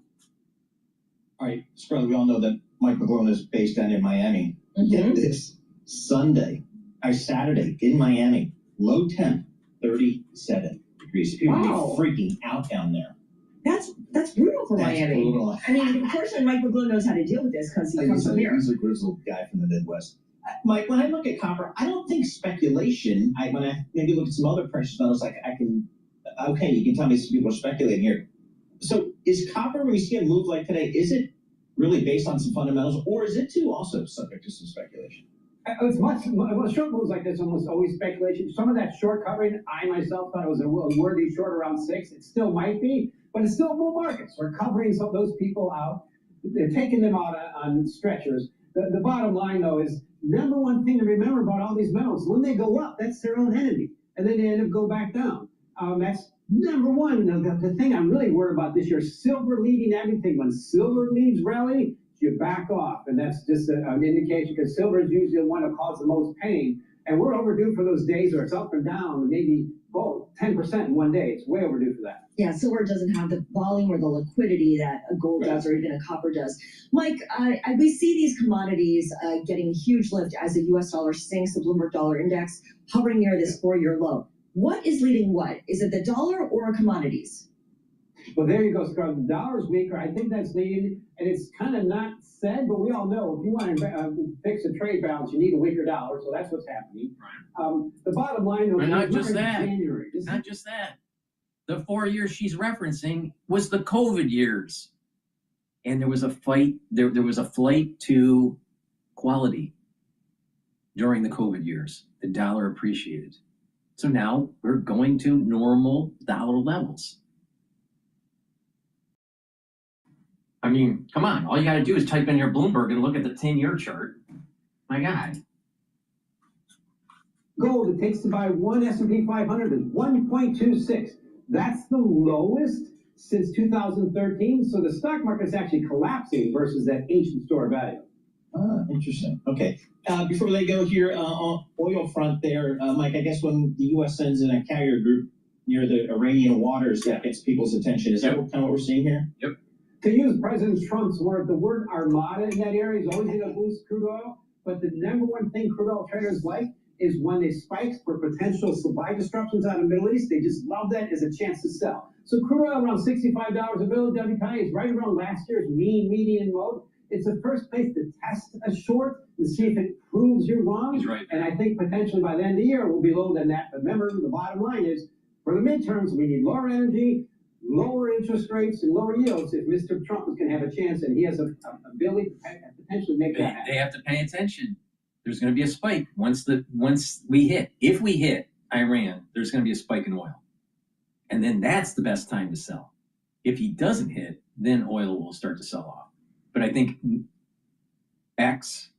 Iran activity, trading range for oil is probably around 56 to about $61 a barrel for WTI. That's up about 9% today, just trading.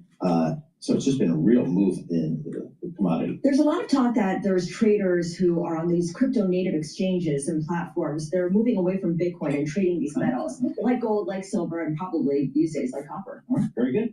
All right, a programming note, folks. California governor. But I thought that Bitcoin was going to save the planet.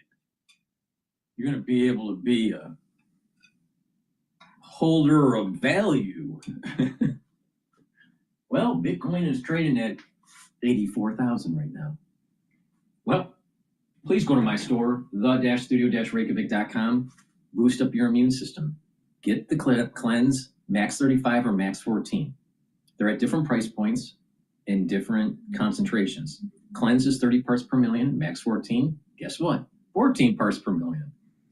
Max 35, 35 parts per million. Take a teaspoon a day every day, swish in your mouth, gargle 20 seconds, and swallow. Super easy. It helps to neutralize your oral cavity, helps to improve your oral pharynx, maintain your mucosal barrier, and help the health of the epithelial cells. This will help to boost up your immune system.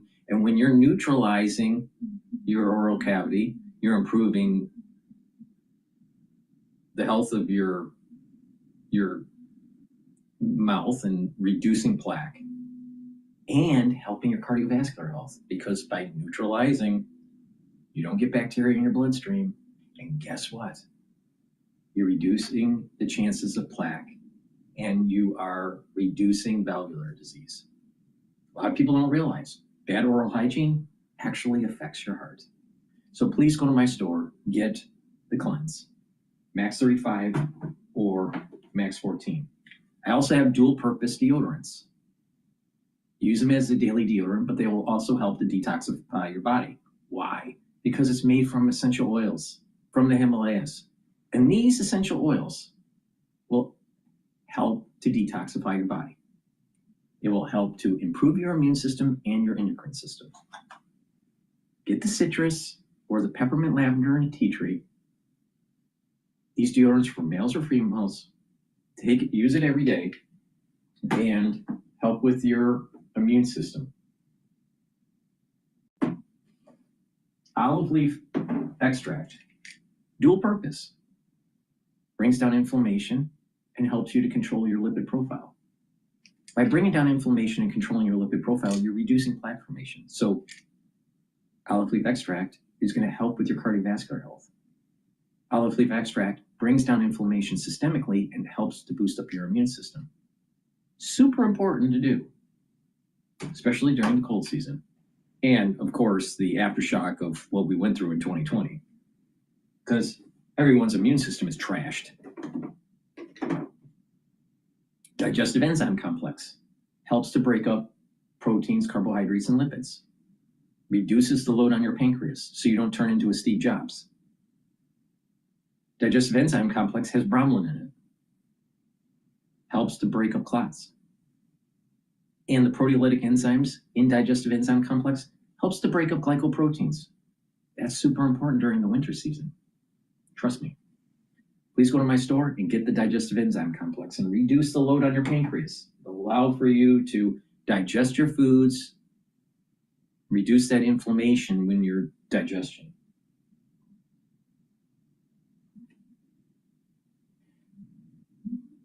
And lastly, if you have a bruise, pulled muscle, sore joints, even a headache, apply this on your skin.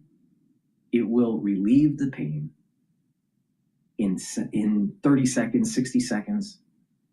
It's very powerful. Get the super strong relief, apply it on the skin, and get that fast relief. It works even for headaches. So put it on your forehead and your temples and your neck muscles and your shoulder muscles, and it'll relieve the headache.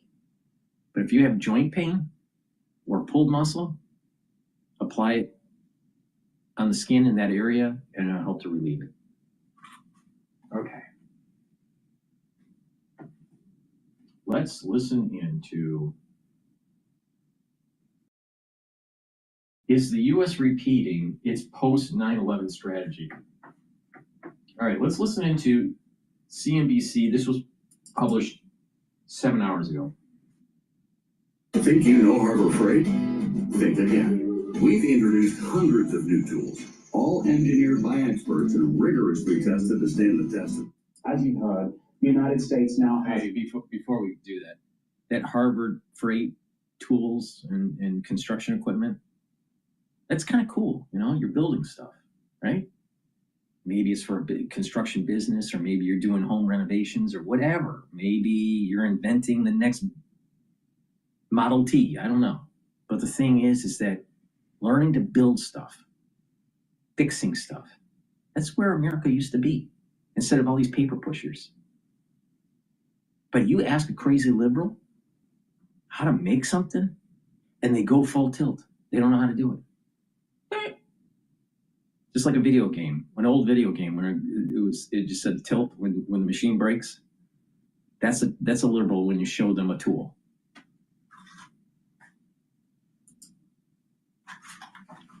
Carrier strike group positioned near Iran, and Iran says it has the finger on the trigger. How close are we, Admiral, in your view, to a military confrontation? Well, I don't know. It's difficult to say, Dan. The rhetoric has been heating up for some time now. You're well aware that the U.S. and Israel both struck Iran earlier, about 6 months ago. And it's pretty obvious that the reaction of the regime to the protest and the slaughter of evidently many thousands of people in the streets got President Trump spun up again. So it's difficult to say. The U.S. has been pulling in some forces, obviously, to intimidate the Iranians and to try to get them to come to some agreement. I don't know exactly what the proposals may be that have been put forth. Obviously, something to do with a nuclear agreement. And President Trump's also several times mentioned the actions against the people in the street. So exactly what the aim of this particular escalation is rather difficult to say. And of course, President Trump says that he hopes Iran will make a deal. As you say, we don't know exactly what a deal could look like here, but the president has also said that he would intervene if necessary, so maintaining that threat against this regime. Admiral, can you paint a picture of what intervention may actually look like? You're aware of the U.S. military assets. The S&P 500 is down 1.4% right now. Now, supposedly it's because of Microsoft, but maybe Microsoft is the cover story and that we're getting ready to hit Iran. Across the region, you have an intimate knowledge of what the United States is actually capable of.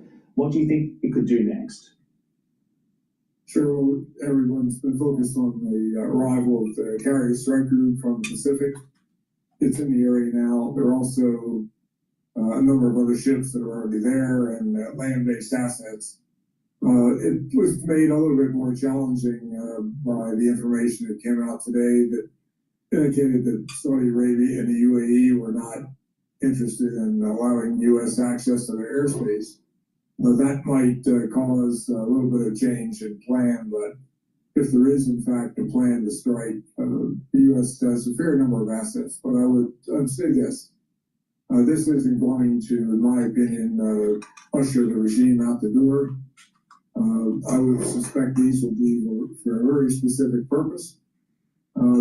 There's probably some work left to be done after the strikes on the nuclear sites last year, and also there's quite a bit of damage to the Iranian air defenses, but I would expect they would have patched some of that together again. So exactly what the near-term objectives will be, we're just going to have to wait and see if, in fact, there is any military action. But right now, we're in the kind of war of words, the escalation of rhetoric, and I think it remains to be seen just what happens. It's clear that the neighborhood, the Gulf Arabs, are not interested in an open conflict, certainly one that brings them into it.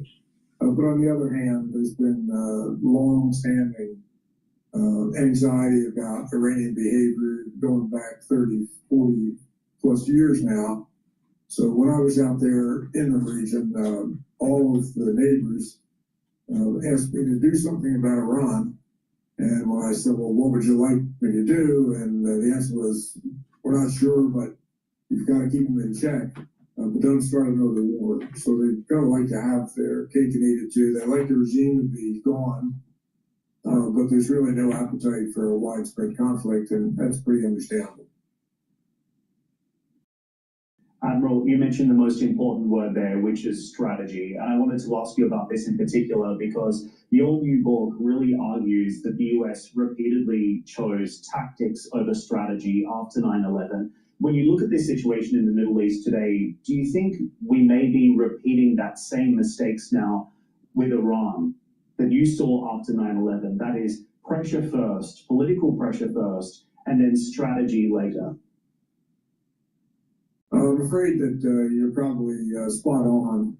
In my experience, there's often little forethought given to the long-term effects of specific actions. So we've had a long period to study Iran. We've had about 45 years now of animosity and friction between our two countries. One would think by now we'd have some objectives lined up, and that may be the case, but it appears that right now there's a desire to do something and to smack the regime for their recent actions. And so whether step 2, step 3, step 4 have been thought out is a good question. And history is not good in that regard. Indeed, and the question that regional investors are also asking is, what is the day after plan? Admiral, you just suggested that this potential move from the United States is unlikely to usher out this regime. Do you believe that President Donald Trump wants regime change in Iran? I think he'd love it, but whether that's going to happen right now is an open question. The Iranians in this position are pretty vulnerable, I think, to a lot of pressure. They're under tremendous economic strain. I believe that was the primary instigation to the unrest and the protests in the streets recently. They're not particularly well off. They've been burned pretty badly in the region. Their surrogates, Hezbollah and Hamas and the Houthis in Yemen have taken a lot of shots to the chin and have been pretty quiet, frankly, for the last several months. So I think the Iranians are back on their heels, but it's not to say that they're about to collapse. And they've got, my opinion, a really tight grip on the population. They still enjoy support in many quarters of the country, but they are vulnerable right now. And I think that President Trump probably senses that vulnerability and would like to move, and one never knows. But from where I sit, I have yet to see a viable alternative to the current government. And people say, well, could be the IRGC might stage a coup. Well, that's just exchanging one for another. They've been empowered by the regime for decades and have reached their position of influence and power through the regime, so they're pretty much wedded at the hip. And I think any idea that group would suddenly change course or pick a different course of action regarding the neighborhood or the U.S., I think is wishful thinking. Do not get a consolidation loan into. All right, we'll probably listen into CNBC here, but let me just plug these products. Please go to my store and get the omega-3. Omega-3 will help with cardiovascular health. It brings down inflammation, helps you to control your lipid profile, so you reduce plaque formation. Omega-3 also helps to reduce the stickiness of red blood cells to reduce overclotting. Super important to take. Resveratrol helps with youthful gene expression, helps to get rid of cells that are in senescence. When you get rid of those cells that are in senescence in tissues that can regenerate because of adult stem cells, your average telomere length will be longer in the tissue. And you can age certain tissues by the telomere length and based on the methylation profile, the epigenetics of your cell. So it's really important to get resveratrol. Slow down the aging process. This helps with the basal layer for your skin. That's part of the reason why you look younger when you take resveratrol. And resveratrol stacks really well with C60. Resveratrol helps with the health of the mitochondria, and you'll have more ATP. Why? Because your mitochondria produces ATP, and if they're healthier, you have more energy. So please go to my store and get the resveratrol. All right.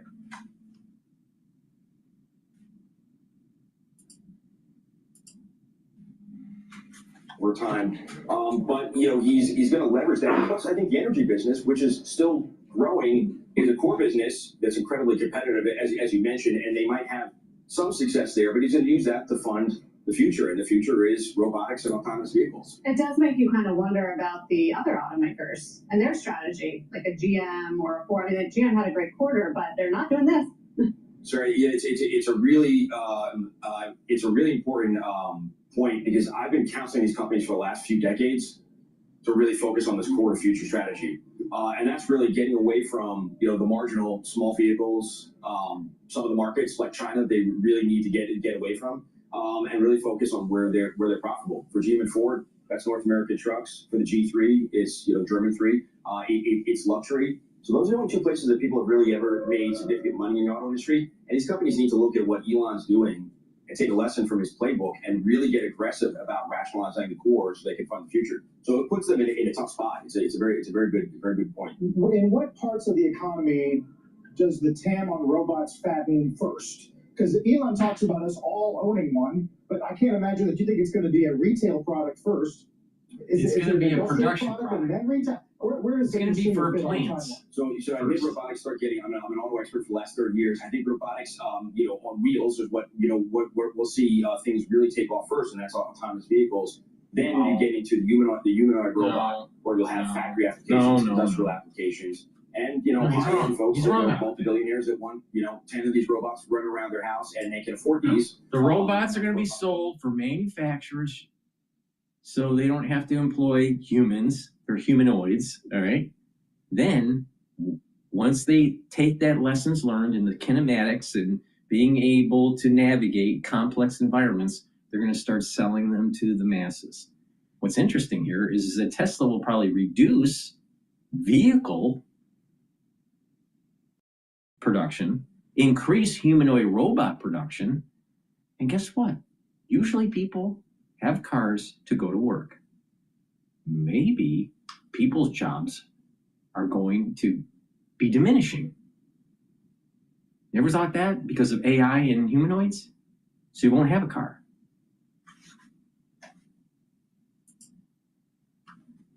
We could save time by organizing traffic in city centers. I just got stuck in traffic on the way here, as well as getting higher speed travel on highways. And I think that is really where you get real productivity gains in the economy by saving time with this autonomous technology. So yes, I think that's a big part of the value creation over time. Maybe not just for Tesla, but hopefully the rest of the industry as well. And all of us. There's some regulatory questions that are going to be answered in there, but 1956 was the last time we invested in a big way in the network of roads in the United States. I think if Trump is listening right now, this would be a signature policy of him to really change and advance the networks on the road so we actually could do this. John, thanks. Good discussion. Thanks for having me. Well, he and Elon are on good terms again, so maybe. I was hopeful originally that they could pull this off, because if you create these high, we had a long discussion. It's happened before. It happened here in Manhattan, right? When we had the Model T subways coming in, people spread out, and populations never grown since. All right, cool to think about. John Murphy, thank you. Thank you. All right, still to come this hour, Lazard CEO Peter Orszag just out with a big earnings beat. The stock, a winner this year, up double digits in January alone. Neuberger Berman upsets outlook for emerging markets led by a couple key countries. We will get to that when Money Movers comes right back.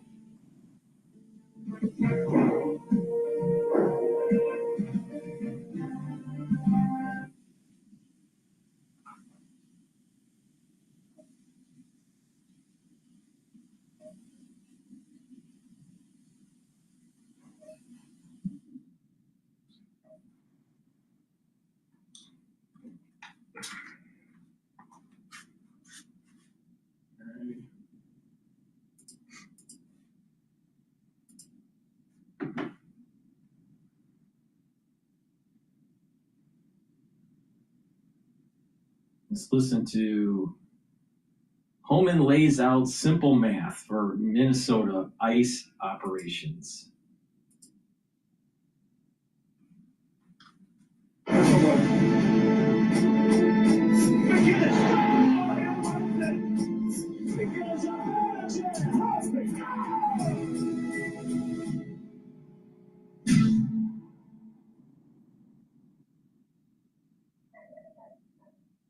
Salesforce is an incredibly important and strategic investment for Indeed. It was sort of a light bulb moment.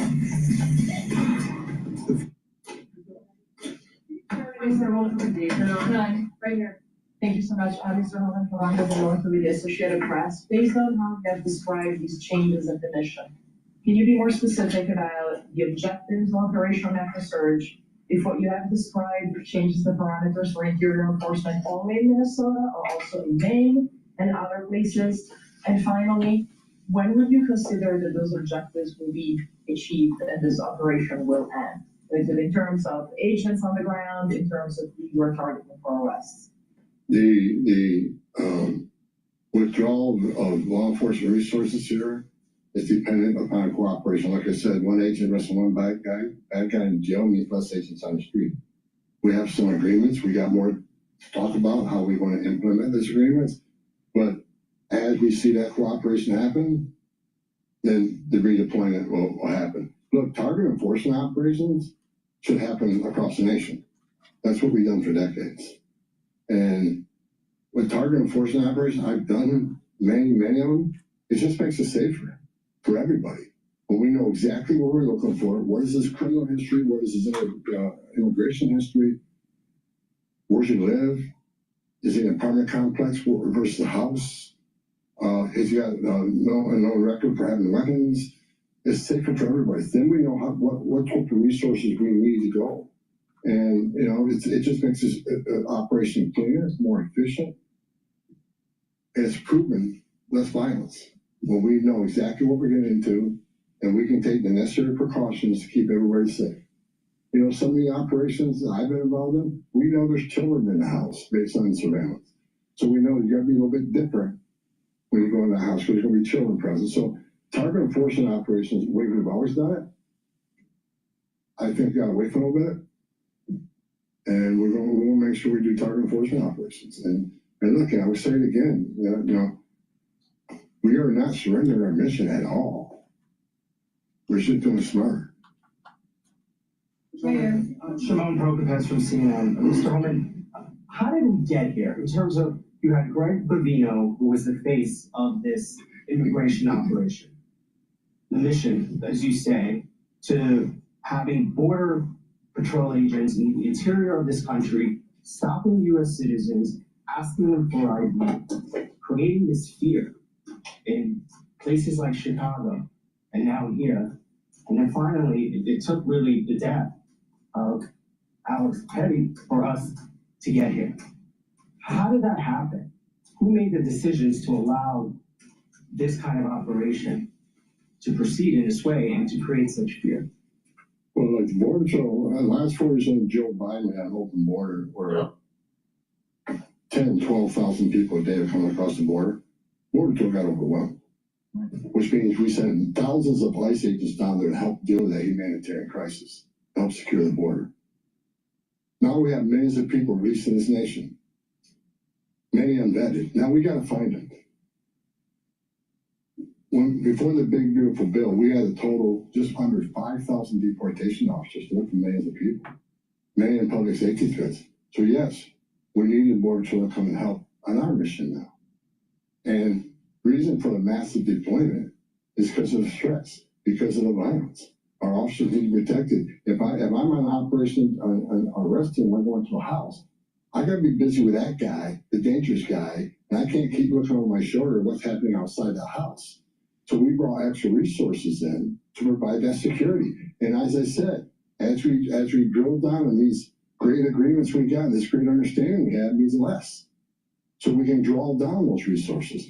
When the violence decreases, we can draw down those resources. But based on the discussions I've had with the governor and the AG, we can start drawing down those resources as far as those looking for public safety threats being released and doing it in jail with much less people. So the drawdown is going to happen based on these agreements. But the drawdown can happen even more if the hateful rhetoric and the impediment and interference will stop. So Border Patrol, I was a Border Patrol agent, these men and women are patriots. God bless them, they're here to help us. And the drawdown will come soon depending on when this actually, I see this in play. But the agreements have alone is going to cause a significant drawdown. So you're going to see a drawdown.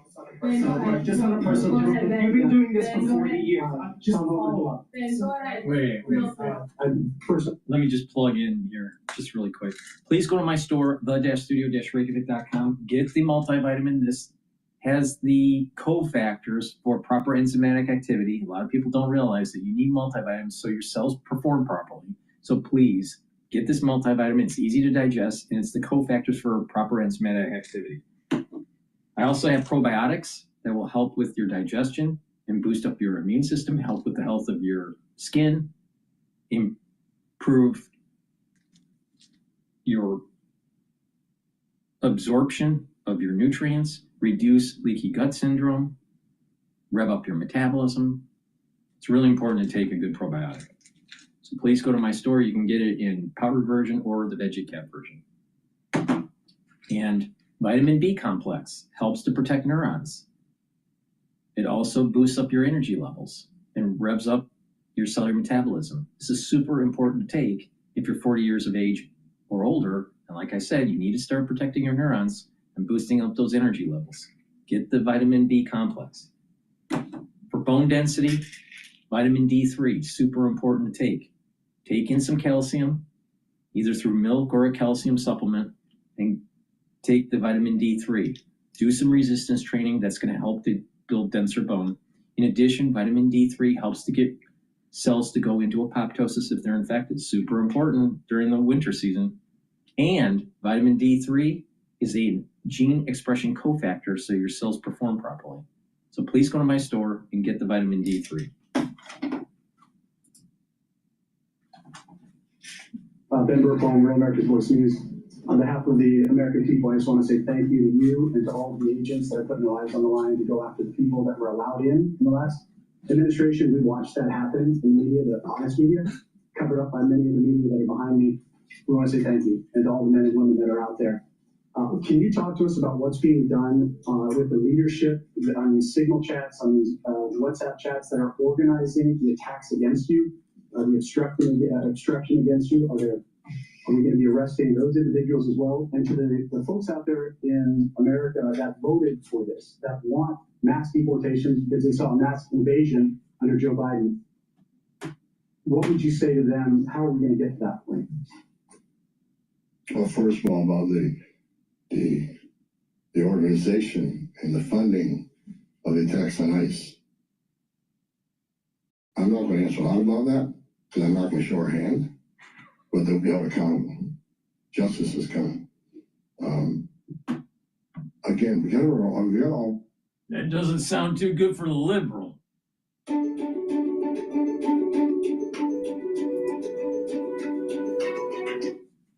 Again, we got to all remember why the question is seen and why we're here. What started this? 4 years of an open border. Exactly. That's the root cause. In this country, unvetted. Yep. Remember, let's not forget for 4 years, we were told more secure. 4 years, we were told more secure. And we all knew it wasn't. And I want this to be a positive thing we're doing here today. I also want to remember that the politicians are continually attacking us. Where were they the last 4 years? When the number of women and children sex trafficking went all-time high? Where were they when 250,000 Americans died from fentanyl from across the border? Where were they when women and children are dying making that journey? Where were they when over 4,000 families making that journey died, historic record? Where were they? Not a word. Now we're just trying to respond to what happened the last 4 years and keep this country safe. And we're arresting a lot of public safety threats, take them off the streets, which make this country safer. President Trump promised to make this country safe again, and that's what we're doing. But my 2.5 days up here, we made a lot of progress. I think everybody agrees on the criminal and public safety threats. They agree it's much safer and easier to arrest an alien in a facility than send a whole team out in the field that's going to draw anger. Because now we got to send a bunch of people and do something that could have been done by 1 or 2 people. And I've said this for years. I have no ill will to anybody in Minnesota. All the people I talk to, we're never going to agree on everything. We have different philosophies and different opinions on immigration, but we all agree this is the way to go to reduce safety, reduce crime, not reduce safety, reduce crime, and increase safety for our operations. More people in the jail means less people on the street. It's simple math. As long as XCBS News up. Everybody I've spoken with agrees that if somebody has a violent criminal history and is a fugitive, they don't want them as their neighbor. But when you're talking about a targeted operation, and are you talking about targeting people whose crime is coming to this country? Or is it a more specific definition now? All operations will be targeted, but the prioritization are going to be criminal aliens, public safety threats, and national security threats. I've met with Marcos and his staff. We got to allow them. We got to allow them to keep us busy. So that would be our focus. That is enough that's what, there is not going to be a focus on people who have no other crimes except for their status. If you're in the country legally, you're never off the table. But prioritization doesn't mean forget about everyone. So let me say this. If the message we send is you enter this country legally, it's a crime, don't worry about it. You can have your due process, show up in court, not show up in court, get ordered moved, don't worry about it. Unless you commit a serious crime, you're good to go. If that's the message we send to the world, you're never going to fix this problem. The most vulnerable people in the world will make that dangerous journey like they did under the Joe Biden administration. Over 4,000 aliens died making that journey. And it's, again, a significant increase in sex trafficking. Because when they did that and opened those borders up saying, we're not going to detain you, we're going to give you free health care, we're going to fly you to the city of your choice, put you in a free hotel room, give you 3 meals a day, and give you work authorization, we're just going to bring you in. And when they did that, they sent a message to the whole world, you can come and do this. And what happened? They overwhelmed the men and women of the Border Patrol, where many days 70% of agents were pulled off that line. 70%. You don't think the criminal cartels had a field day with that? They created gaps for the cartels to do their activity. And that's why you've seen the rise in fentanyl overdose. That's why you saw the rise in sex trafficking. The 2 million plus young guys, why did they pay more to get away? Why didn't they pay less? Turn yourself in, get released within 24 hours.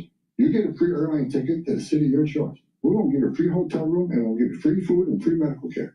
And you'll get work authorization in 6 months. Why did 2 million people choose to pay more not to take advantage of that giveaway program? They don't want to be vetted. They don't want to be fingerprinted.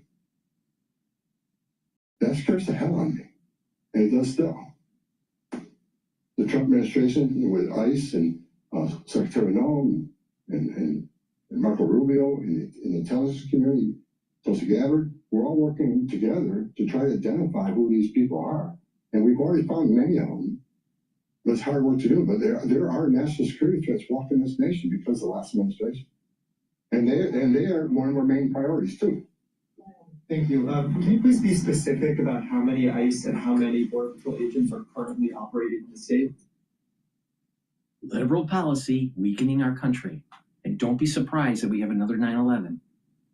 Please go to my store, the-studio-reykjavik.com, and get the zeolite. This will help to bind to heavy metals, toxins, and chemicals, allow you to urinate them out within 6 to 8 hours. You can take 3 small drops underneath your tongue, drink it with filtered water, take it every day, and detoxify your body. When you do that, you're helping your immune system and your endocrine system. Myotrol will help with expression of genes to build muscle and maintain muscle.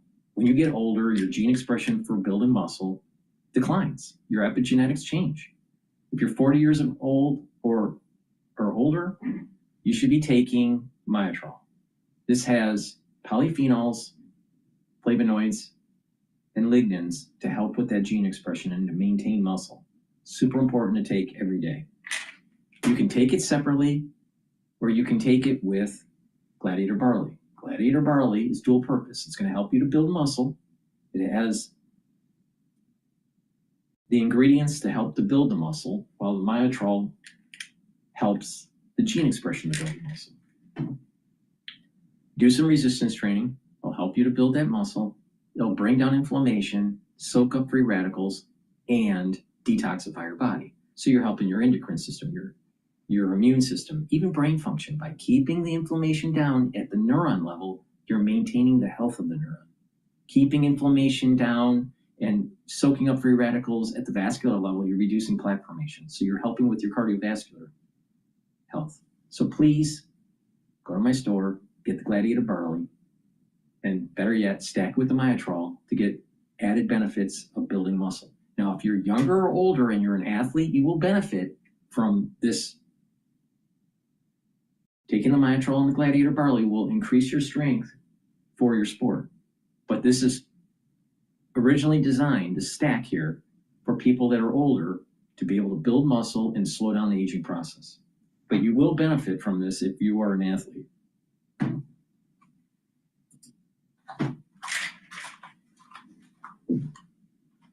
I think we're there. There's been some. There are moments you remember all your life. Abercrombie and Kent. Life will travel.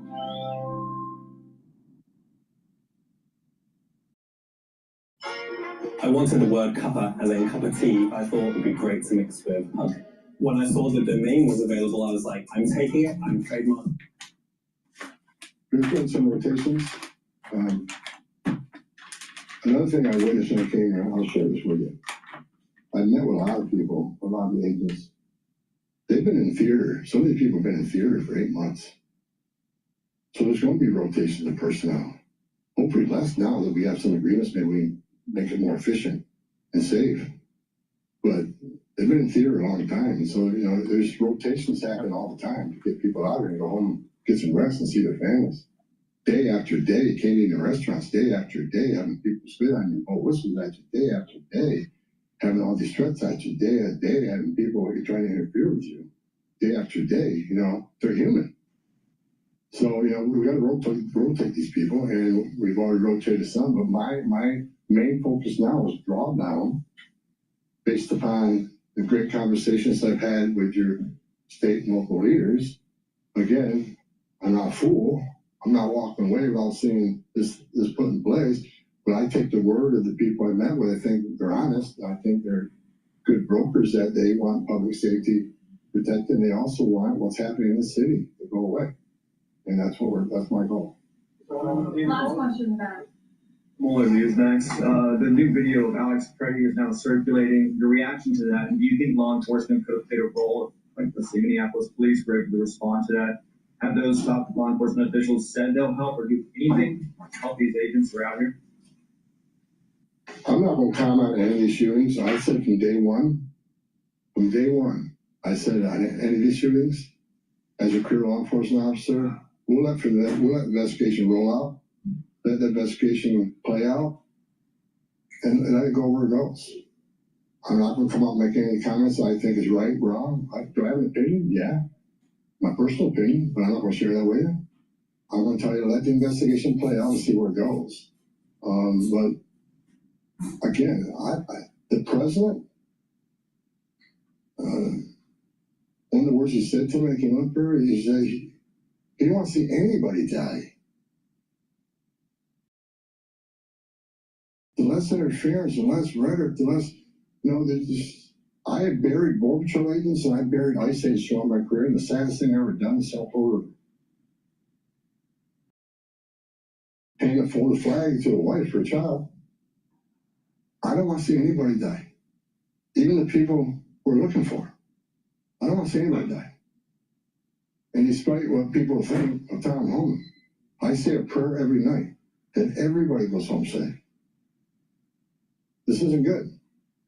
But I think my conversations the last 2.5 days are leading us to a safer community.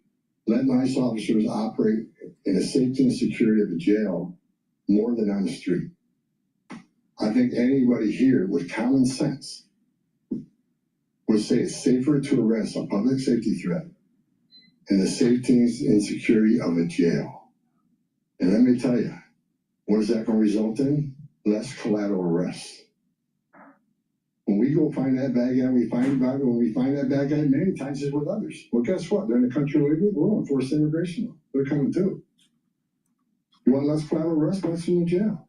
But we're going to force immigration law. For the people that saying we're here to surrender our authority and the mission of enforcing immigration law, you are wrong. We're going to do target enforcement operations, and we're going to prioritize the public safety threats and national security threats. That is what we're here to do. There are no more questions. No more questions, guys. Thank you. Want even more Fox News on YouTube? Become a Fox News Patriot today. Click join to find out how. Ooh, let's listen to France 24 about Iran Finance the strikes. old way. Let's see here. Finance the ramp way.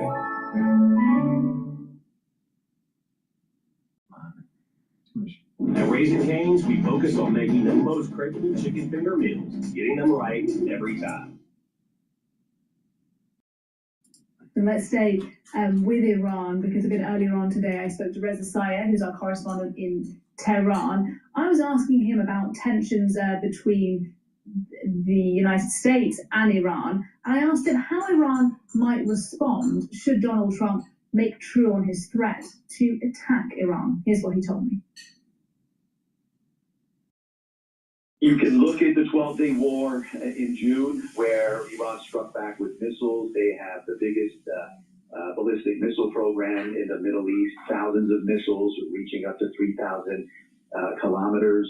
They have a very advanced drone system. They can use those to swarm targets and U.S. vessels in the region. They can target U.S. bases in the region, U.S. allies like Israel.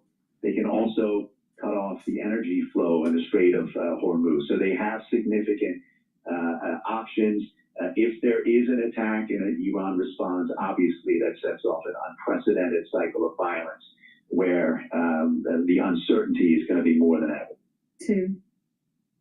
Well, still with me is James Andre, who is talking about the Iran story with me today. And how significant do you think it is, James, that we're hearing from other big players in the Middle East today, Saudi Arabia in particular, that appears to be still trying to lobby Washington not to attack Iran? Yes, absolutely. The Saudis say that they do not want to see this attack take place, and actually they're talking about not letting the Americans use their airspace. We also have the United Arab Emirates, where there are. Do you think that they're saying that just in public and behind the scenes? They're saying they want to kick the shit out of Iran? Probably. Because they don't want Iran to knock out their oil fields. And guess what? If you've been paying attention to me, and this gets really bad, and oil fields are knocked out, not just in Iran, but also in Saudi Arabia, you're going to see $100 barrel of oil. So Saudis Many American bases were saying that they do not want to see planes taking off from those US bases in their region to strike Iran. There's also Turkey that's made it quite clear that they do not want to see this intervention take place. So it's true that regionally there is a real worry when it comes to what might happen. The Israeli authorities have also signaled that they do not really want to see this attack take place right away. But then again, according to Axios, which is US media agency, well, there is, today there will be a meeting between the Saudis, the Israelis, and officials in Washington in order to discuss what they say targets when it comes to Israel, and indeed the fact that the Saudis do not want to see this happen. So you see there's a lot of players are involved, some trying to, The bottom line is this. If Trump makes the same mistake as he made during the B-2 bombing run, and he doesn't kill the Ayatollah and overthrows the theocratic regime and the military apparatus, then he failed. This is going to get worse. Take the opportunity, take the hit Iran, and move forward. Don't chicken out, Trump. Do not. I'm talking to you, Donald Trump. I'm talking to President Trump right now. Do not chicken out, because if you do, you will go down in history as a failure. Because the reason why we're in this fucking mess is because Carter was a failure.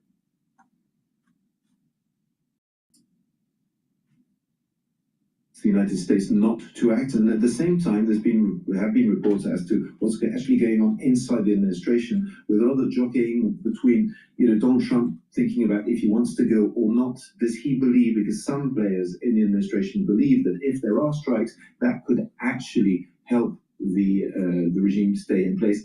Others believe that indeed this could absolutely push it to a not. tipping point. That makes zero sense. It's a very complex situation, of course. There are thousands of protesters killed by the Ayatollah during this recent protest, maybe as high as 10 or 20,000. No, I think there's enough hate within the the protest movement within the secular movement to overthrow the Ayatollah. And they know that if America comes and decapitates the Ayatollah, it's giving them a chance to actually have self-rule and a constitution. They're not going to throw that away. So, what? Why wouldn't they do it? They're not going to align. The secular movement within Iran isn't going to align with the Ayatollah because Trump bombs them. Wake up. God. It's a much bigger, more powerful country in a sense than Venezuela is, for example. And the regime that's in place, it's been in place since 1979. It is very deeply unpopular, we've seen with the protests, but it is also very, very solidly ingrained inside the country and pretty robust in its structure. So what we do have is that if indeed Donald Trump were to take this decision of striking Iran, yeah, the repercussions would be very, very important, and there's no guarantee that that would actually bring the regime down straight away, at least. So it's a very complex equation to try and calculate when it comes to this possible, strike, U.S. strikes in Iran. All right, thank you very much. Wake up, Euro whiner. At France 24, it's not a complex calculation. Kill the Ayatollah. Use the IMF, the World Bank, and the apparatus of the UN to help bolster up the secular movement for a constitution, for a constitutional republic. They're educated, they want freedom, they're tired of the Ayatollah. Let's wake up. Now, they have an economic problem, so that's why you have to bolster up their currency and get the oil flowing and make sure that money's flowing in to stabilize the economy. But if you do that with the IMF and the World Bank, and America comes in and helps, we can have a constitutional republic. And I'm pretty sure that the seculars within Iran want that. Please go to my store, the-studio-reykjavik.com. Get the structural nano silver drops you can get in lemon, honey and lemon, in cherry flavor, and blueberry. You can also get the lozenges in manuka honey and vitamin C orange splash. Very high quality. Get a few bags for your household. The moment you have that throat irritation, take them right away. If you're around someone that's not feeling well, guess what? Take the lozenges or the drops prophylactically to protect your oropharynx. Super important, especially during the cold season. And you can use these during the allergy season too. So please go to my store, the-studio-reykjavik.com. Get the structural nano silver drops and lozenges. All right, let's listen into CNBC. Amazon may be getting a stake through this new funding round, according to that reporting. And Microsoft itself is already diversifying by giving customers more choice over which models they use and making an investment in Anthropic, by the way, OpenAI's rival. They also heard some defensiveness on the earnings call last night. Amy Hood pointing out to analysts the mix of backlog of the glass half full, 55% Microsoft, 45% tied to OpenAI. Now, for big tech as a whole, though, investors are looking for execution, and Microsoft may be losing the street. An hour ago, you guys were talking to Melius's Ben Rietz's, who has rated the stock a buy, and he told you that Satya Nadella is playing catch-up to products like Anthropic's Claude Cowork, and they need to fix this narrative. So, guys, an OpenAI comeback, if this does come to fruition, change the investment thesis in the AI race as a whole, but it won't be the same boost to Microsoft that it has been in the past. Yeah, I was talking to Brad Gerstner about this yesterday in Washington, D.C. from Altimeter, who's one of the big backers and big investors of OpenAI. Talks to Sam Altman. He showed me a chart that showed the usage of OpenAI ChatGPT versus Gemini, and it was just sharply higher and faster. And I do wonder GPT versus Gemini, and I wonder if that's what you hear too, and how that feeds into the question. So, like, investors are very fickle with how they feel about OpenAI, but you can never quite know because it's not public. And the metrics are fickle too, right? It depends on what you look at. Like yesterday for that scorecard we did, we were looking at tokage usage, and we were looking at the technical benchmarks. And actually, you see that OpenAI has been falling off a little bit just on those two measures. You're seeing a lot more momentum. And anecdotally, too, you hear about that from people who are building, developers, investors.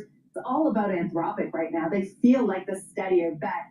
But the point is that it can all change with a new model release. I'm skeptical that Gemini 3 would change the landscape as much as it did, but it really did, from the token usage numbers that I'm seeing to the adoption rates, monthly active users, to time spent on each site.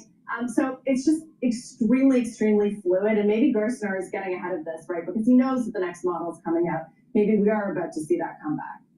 Yeah, okay. Thank you, Deirdre. Deirdre Bosa.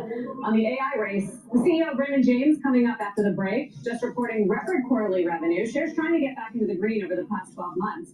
Stay with us. Okay, I'm going to show a video here that is kind of interesting, and there's a little bit of metaphysics about this, all right? Just hear me out, all right? Before I do that, please go to my store, get the heirloom barley. This will help to detoxify your body, soak up free radicals, and bring down inflammation. When you do that, you're helping your immune system, your endocrine system, your brain function, your cardiovascular health, helping with joint health. By bringing down inflammation, you're slowing down the aging process. It's that simple.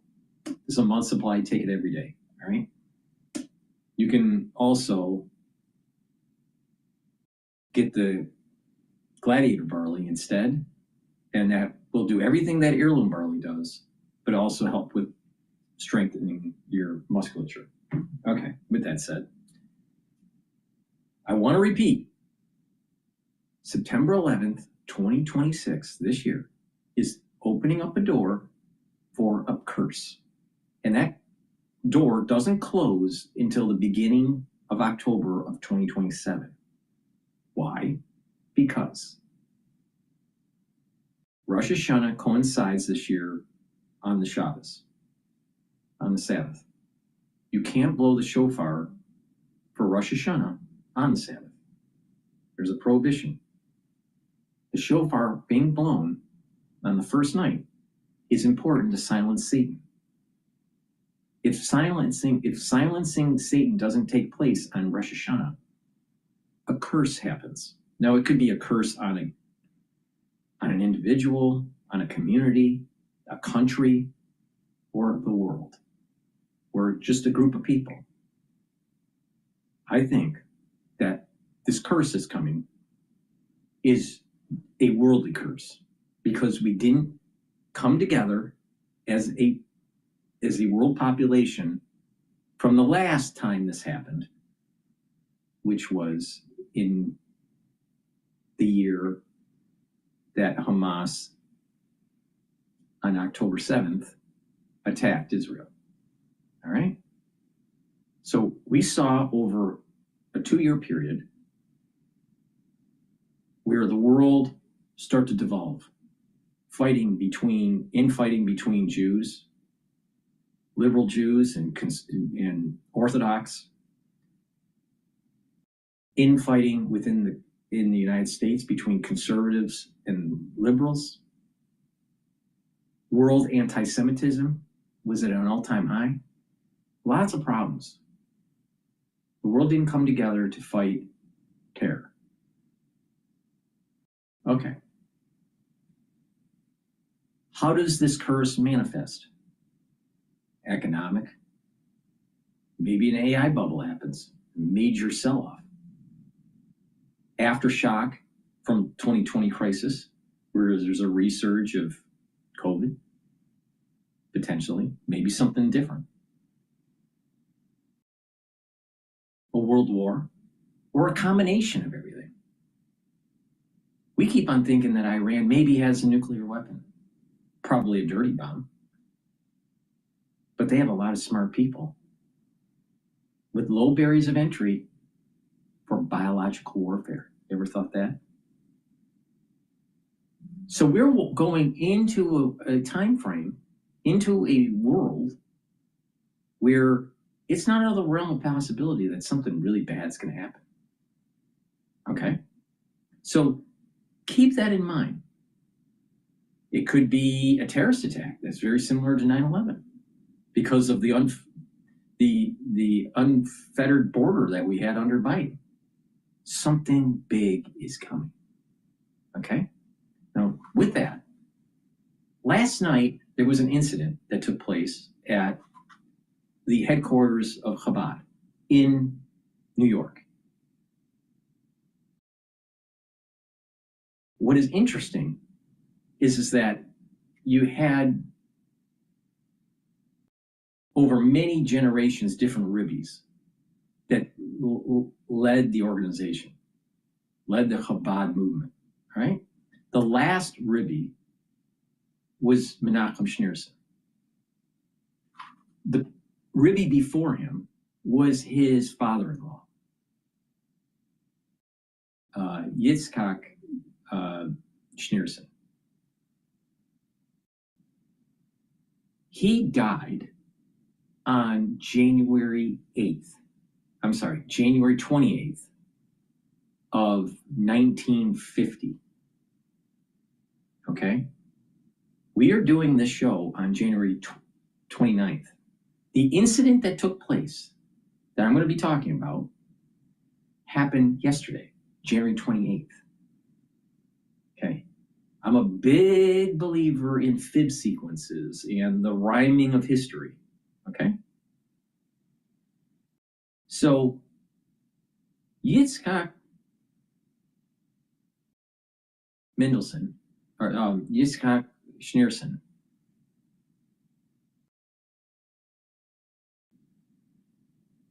he died January 28th, 1950. It was on the 10th of Shvat, 10th of Shvat, which is the month based on the lunar calendar. Okay? Menachem Schneerson ends up being Rebbe 1 year later. He waited a year. He didn't want to take the reins of being the Rebbe of Chabad, and people talked him into it. His wife talked him into it and all this stuff. But he waited a year.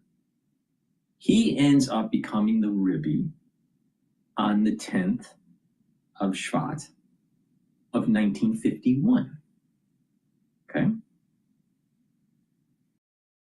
Menachem Schneerson was the Rebbe that told Netanyahu in the 1980s that he was going to be the one that ushers in the Messianic age. He said this in the 1980s. Right? And he said, do not be fearful, do not be hubris, and do not care what the international community says when it comes to destroying the terrorists. All right? Now, that was a pretty bold thing when you look back on it. Some nobody, Netanyahu at the time, who was a representative, a low-level representative in the UN, being told by the Rebbe in the 1980s. Okay? Now, fast forward to what we're living through today, it's pretty profound. Okay? Now, this event that took place, where there was this car that crashed into the headquarters of Chabad last night, what does this represent? Keep in mind what I said earlier. There is a curse that's coming when Rosh Hashanah starts on September 11th of 2026. And that gate of hell will close the beginning of October of 2027. So this event of this crash last night coincides with the death of Yitzchak Schneerson, the previous Rebbe, not the last Rebbe, the previous one, Schneerson's father-in-law. A year later, he ends up being the Rebbe. all right? And the last Rebbe for the Chabad movement, because he didn't have any kids. All right, so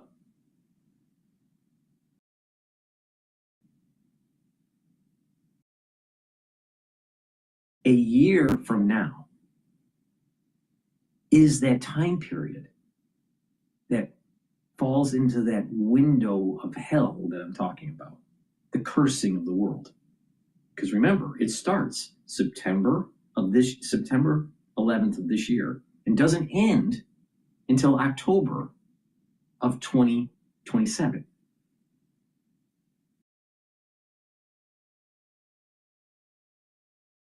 Around January 28th, or more precisely, the 10th of Shvat of next year, is going to be a key moment. I don't know if that's positive or negative. It could be negative, it could be positive. You can look at this two different ways. It's probably a positive thing that's going to be happening. Something negative happens after September 11th, 2026. Things are starting to emerge. Something happens positively within this window, the 10th of Shvat, which is going to be around January 17th to the 28th of next year. Something positive or some sort of inflection point happens. Most likely positive. It could be negative. And there's this period of time where there's turmoil. What happened last night is a hint, is a rhyme of what has happened in 1950. Now, maybe if we look back at what was going on in 1950, you're talking about the beginnings of the Korean War. It was in Asia. There was the Cold War was ramping up. You know, there was the Damocles of nuclear weapons. There are a lot of things that we could try to glean from what was happening when Yitzhak Schneerson passed away in 1950. But something big is coming. All right? Now, let me play this on Fox, and I'm sure that no one on the internet has said this. All right? So this is what I'm saying is an original thought that no one in the world has done.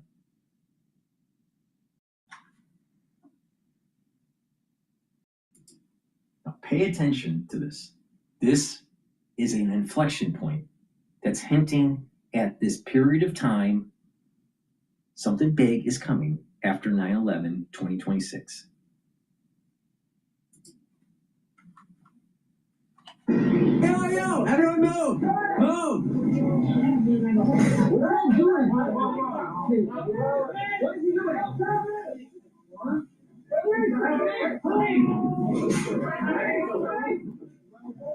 Scary situation this morning. The NYPD hate crime unit and DOJ civil rights team investigating after a man is arrested for ramming his car into New York City's most visible Jewish center as thousands were packed inside. Out of an abundance of caution, the NYPD has significantly increased security around houses of worship throughout all 5 boroughs. You will see an enhanced uniform presence. Our next guest worked at the FBI for a decade here in New York City. Former investigator Bill Daley joins us now. And Bill, a frightening situation. Now, Tish went on to say that there were no terroristic threats made, no bombs were found in the vehicle, but yet a frightening situation at a time when the vulnerability of houses of worship is so sensitive.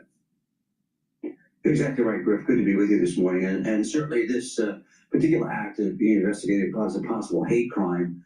There's some circumstances around that where some police are saying this could have been an emotionally disturbed person, but some may say, isn't that the case with many of these incidents? It doesn't really matter, unfortunately, who the person is at the time. It's what type of damage and havoc they wreak.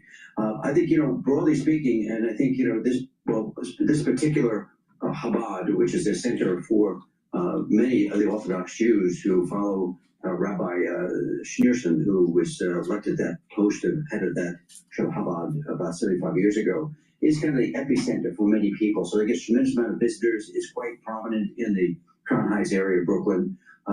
So for this to be kind of a target isn't, unfortunately, too surprising. We're really concerned about, Griff, is that we've seen now kind of a... It's on the anniversary of the death of the previous Rebbe. And there was a hiatus between the previous Rebbe and Menachem Schneerson before he took the reins of 1 year. That's the key. And people aren't catching this. Something big is coming.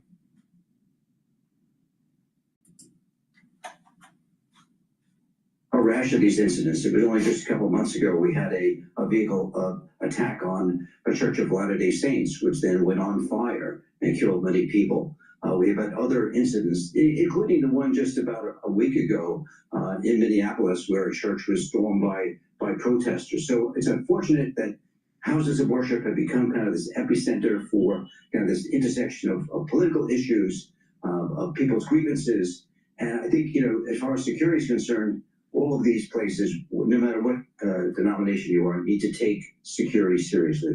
And Bill, the Assistant Attorney General for Civil Rights at DOJ, Harmeet Dillon, posted this on X saying, "I've instructed our criminal prosecutors in DOJ Civil Rights Division to open a civil rights investigation into this violent attack. We'll see where it goes, but I do think that you really put your finger on something important, and that is you say it's not surprising that this historic..." Yitzhak Schneerson died 1950 on January 28th, the 10th of Shvat. It so happens that January 28th, the 10th of Shvat, coincide this year.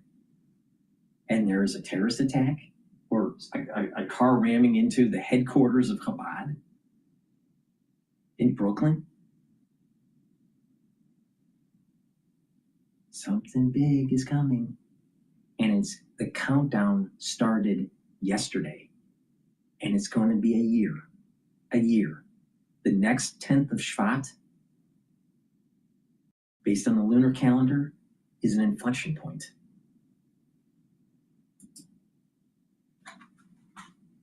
Was the target, and I just can't but think about the vulnerability on houses of worship, because when you see that video, this car is able to just sort of easily access that downward sloped driveway, and we're told from the reports that actually the repeated ramming did knock the doors off the hinges, and you wonder if enough is being done to protect houses of worship, particularly one, as you say, that's not surprisingly being targeted. Yeah, I think, we heard Commissioner Tisch here in New York talk about the effort they're putting into it. I know police departments around the country do that. Their intelligence operations are always looking for potential threats against houses of worship. But ultimately, it does come down to the individual churches, synagogues, mosques to put their own security in place. And sometimes, Griffith gets down to the basics of, listen, if you can't understand who potentially the assailants are and stop them before they come to commit an attack, putting things such as large bollards in front of a building, I know it may take away from some of the aesthetics of some of these places. It can be done aesthetically pleasing, but you want to be able to protect institutions, houses of worship from being crushed into, much like we talked about the one that happened last night, we just talked about that happened with the Church of Latter-day Saints. Those are things that people need to take on and onus themselves and responsibility. Yeah. And fortunately, no one was injured in this incident. Bill Daly, thank you for your time. Good to be here. I'm Steve Ducey. I'm Brian Kilmeade. And I'm Ainsley Earhart. And click here to subscribe to the Fox News YouTube page to catch our hottest interviews. And so I just told you a little insight, metaphysically, what just happened. Please go to my store, the-studio-reykjavik.com, and get the collagen. This will help with musculature, with skin health, with hair and nail health, bone density, and joint health. Take it every day. This is a month's supply. And you can take it separately, or you can take it with the collagen, the collagen. You take this, a full dropper or two underneath your tongue, and drink it with filtered water. And by taking this on a daily basis, you're going to be able to remodel a problematic joint, either because of getting older or because of a sports injury. What this collagen does is help to use collagen 2 to remodel the joint and help with the cartilage. It also helps to use ACAN to cushion the joint. It inhibits the pathway for pain by blocking EP4. And it also inhibits 2 enzymes that cause further joint rust, what is called joint rust, or degrading the joint. You want to inhibit that. This collagen will inhibit the enzymes MMP3 and MMP13. So it's stopping further erosion of the joint. Collagen also helps to bring in glucosamine to help to remodel the joint, and chondroitin to help with the cushioning of the joint. So you are literally helping to remodel joints that are problematic, like shoulder or hip or knee or elbow, right? So please go to my store, the-studio-reykjavik.com, get the collagen, take it, and help to remodel your joints. And you can stack it with the collagen. And with the collagen, you're getting added benefits for skin and musculature and bone density. So please go to my store, get the collagen and the collagen. Use discount 5, you get $5 off any order. Click the link in the description. Go to my website, the-studio-reykjavik.com. This is pretty powerful. And if you have a problem with your joints, it behooves you to get this.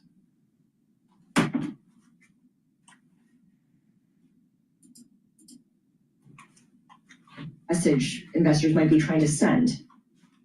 No, I don't think they will change their strategy. I mean, they are doing whatever is right for the Microsoft product or families. And because you think about it this way, in 7 years, by 2032, they will lose the IP that they get from OpenAI. They need their own models by then.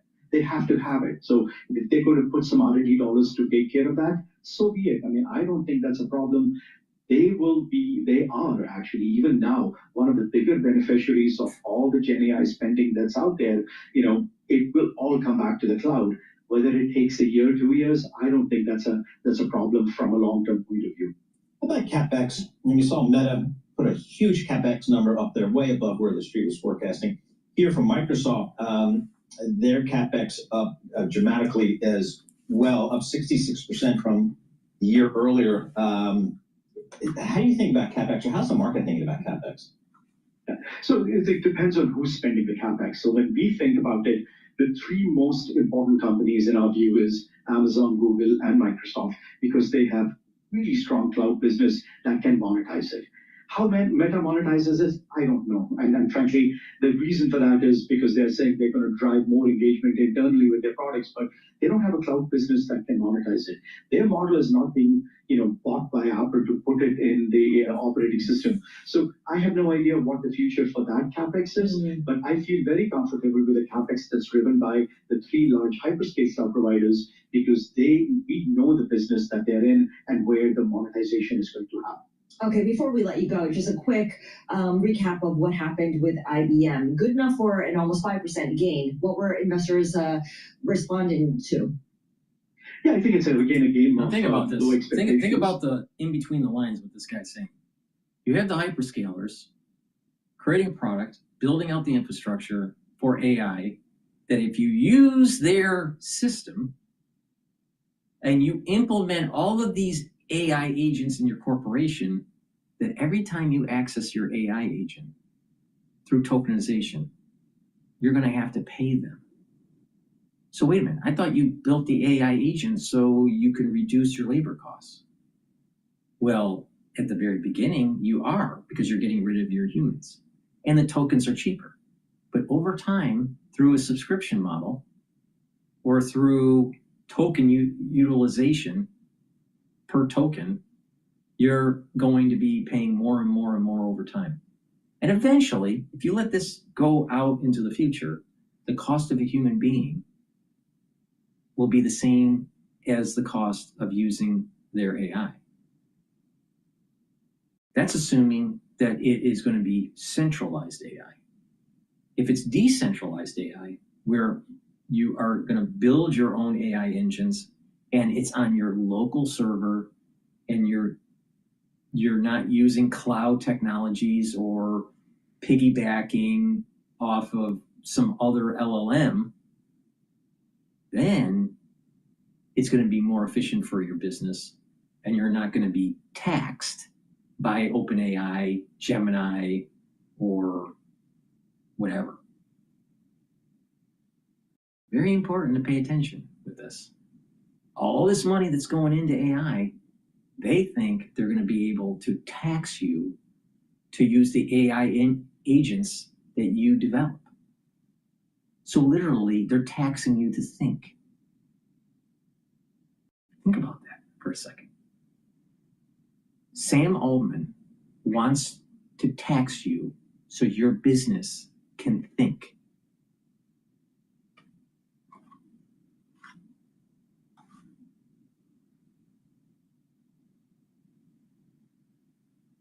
Crazy. All right, let's listen into CNBC. Et cetera, et cetera. They do at some point have to be able to show, yes, $135 billion in CapEx this year, but we have a new product that's revenue generating in and of itself, and it's not just, hey, look, cooler Instagram. So they have to do it at some point this year. We do have a problem in software. I mean, quite obviously. And Microsoft is making it worse. Undoubtedly today, the IGV, that is the... All right, let's listen into... It's going to be the death of software, but it's also going to be the death of autonomy for businesses.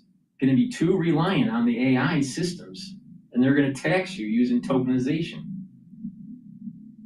Let's listen in about this Golden Dome.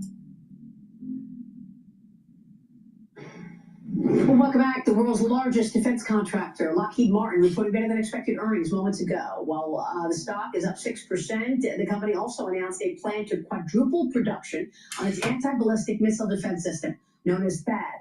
The company breaking ground on a new munitions acceleration center in Arkansas to meet surging defense demand, on the heels of a landmark 7-year agreement with the Department of War to more than triple the PAC-3 MSE missile output to about 2,000 interceptors a year.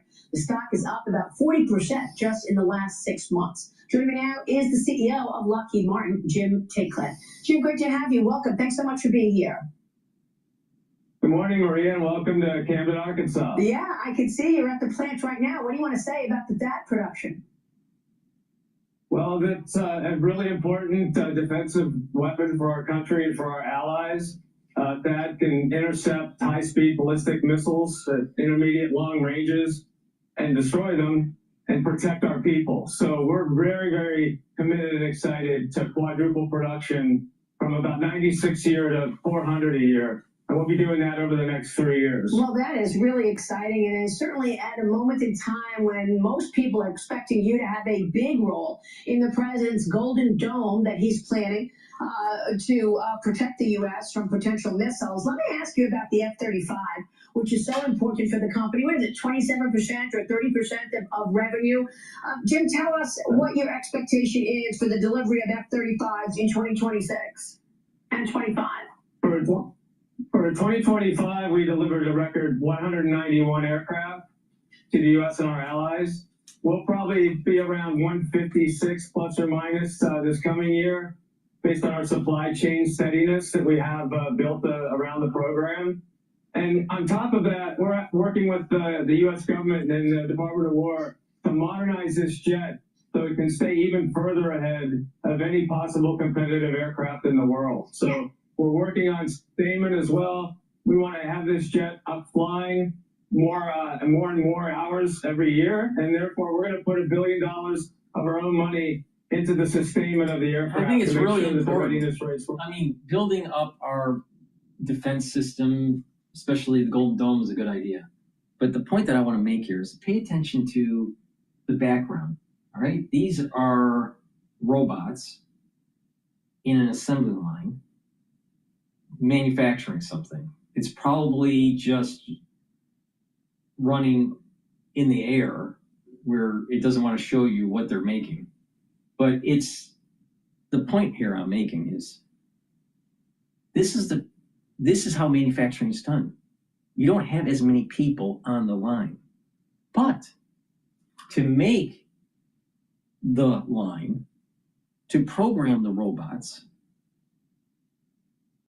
to do the subsystems, you do need engineers and staff.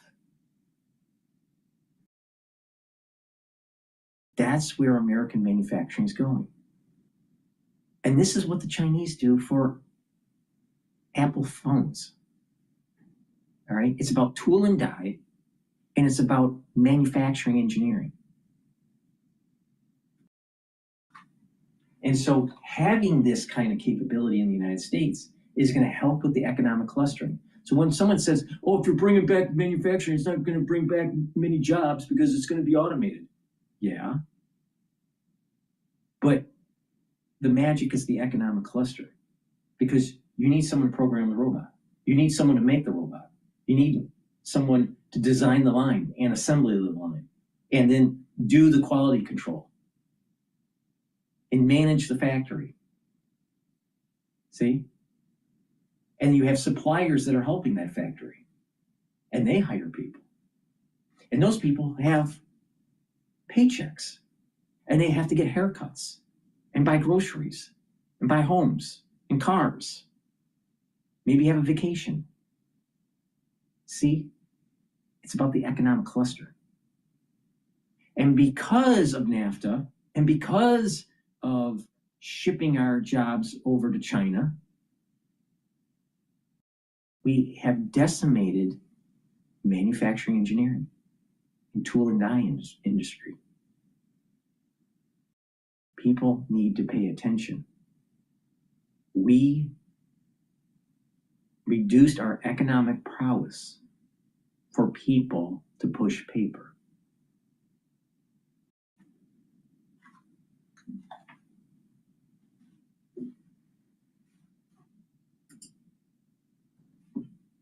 Well, I know President Trump is very happy about that. I'd like to get your take on the Department of War's new acquisition strategy and how they've been allocating capital. And of course, you announced a buyback this quarter, and I want to get your take on that because I'm not sure what President Trump is going to say about that. He's had real opinions about how the defense companies should be spending their money. I asked him about that when I was in Davos last week. Listen to what the president told me last week on that. Watch this.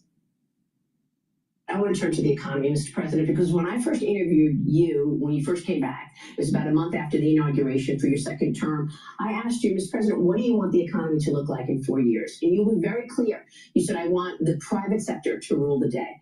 And since then, in the last year, you've taken a 10% stake in Intel. You've taken a stake in MP, Mountain Pass. You told the defense companies 2 weeks ago, don't pay any dividends, don't do buybacks until you produce the weapons that we need. So please explain to our audience, how is that free market capitalism? Well, it's very free market. We have defense companies that were making a fortune. They were buying back stock with all their money, and then they come to us for money if they want to, we want to buy something or we want to have plans built, and they'd say, could you loan us the money? And they'd be doing tens of billions of dollars in stock buybacks. So I'm not letting them do it. I want them to put money into, we have the best equipment in the world, the Patriots, the Tomahawks, the F-35s, all of our equipment's the best. Other countries want it. And we want it. We need more. It takes too long to get it. I said, we're not going to do that anymore. So also, they were making tremendous amounts of money, $25, $50, $37 million a year. That's a lot of money. That's almost as much as you make. You work harder than them. No, but they were making. I asked one of the gentlemen, "What are you making?" So I make $24 million. Yeah, how come it takes me 5 years to get your particular thing that they make? So I put a cap on that for a period of time. I said, you have to build more plants. When we need Tomahawks, I want them within 24 hours. When we need any kind of a Patriot or whatever I want, I want to have it quickly. I don't want to be waiting 3 years for it. What kind of a thing is that? And you make all this money.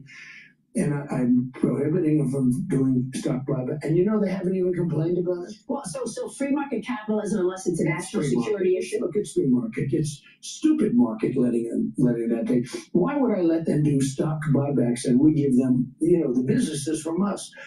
So I want to buy, and interestingly, their stocks went up because we raised the budgets. Our budgets are high. We're going to buy more military equipment. We have to. In this world, we have to.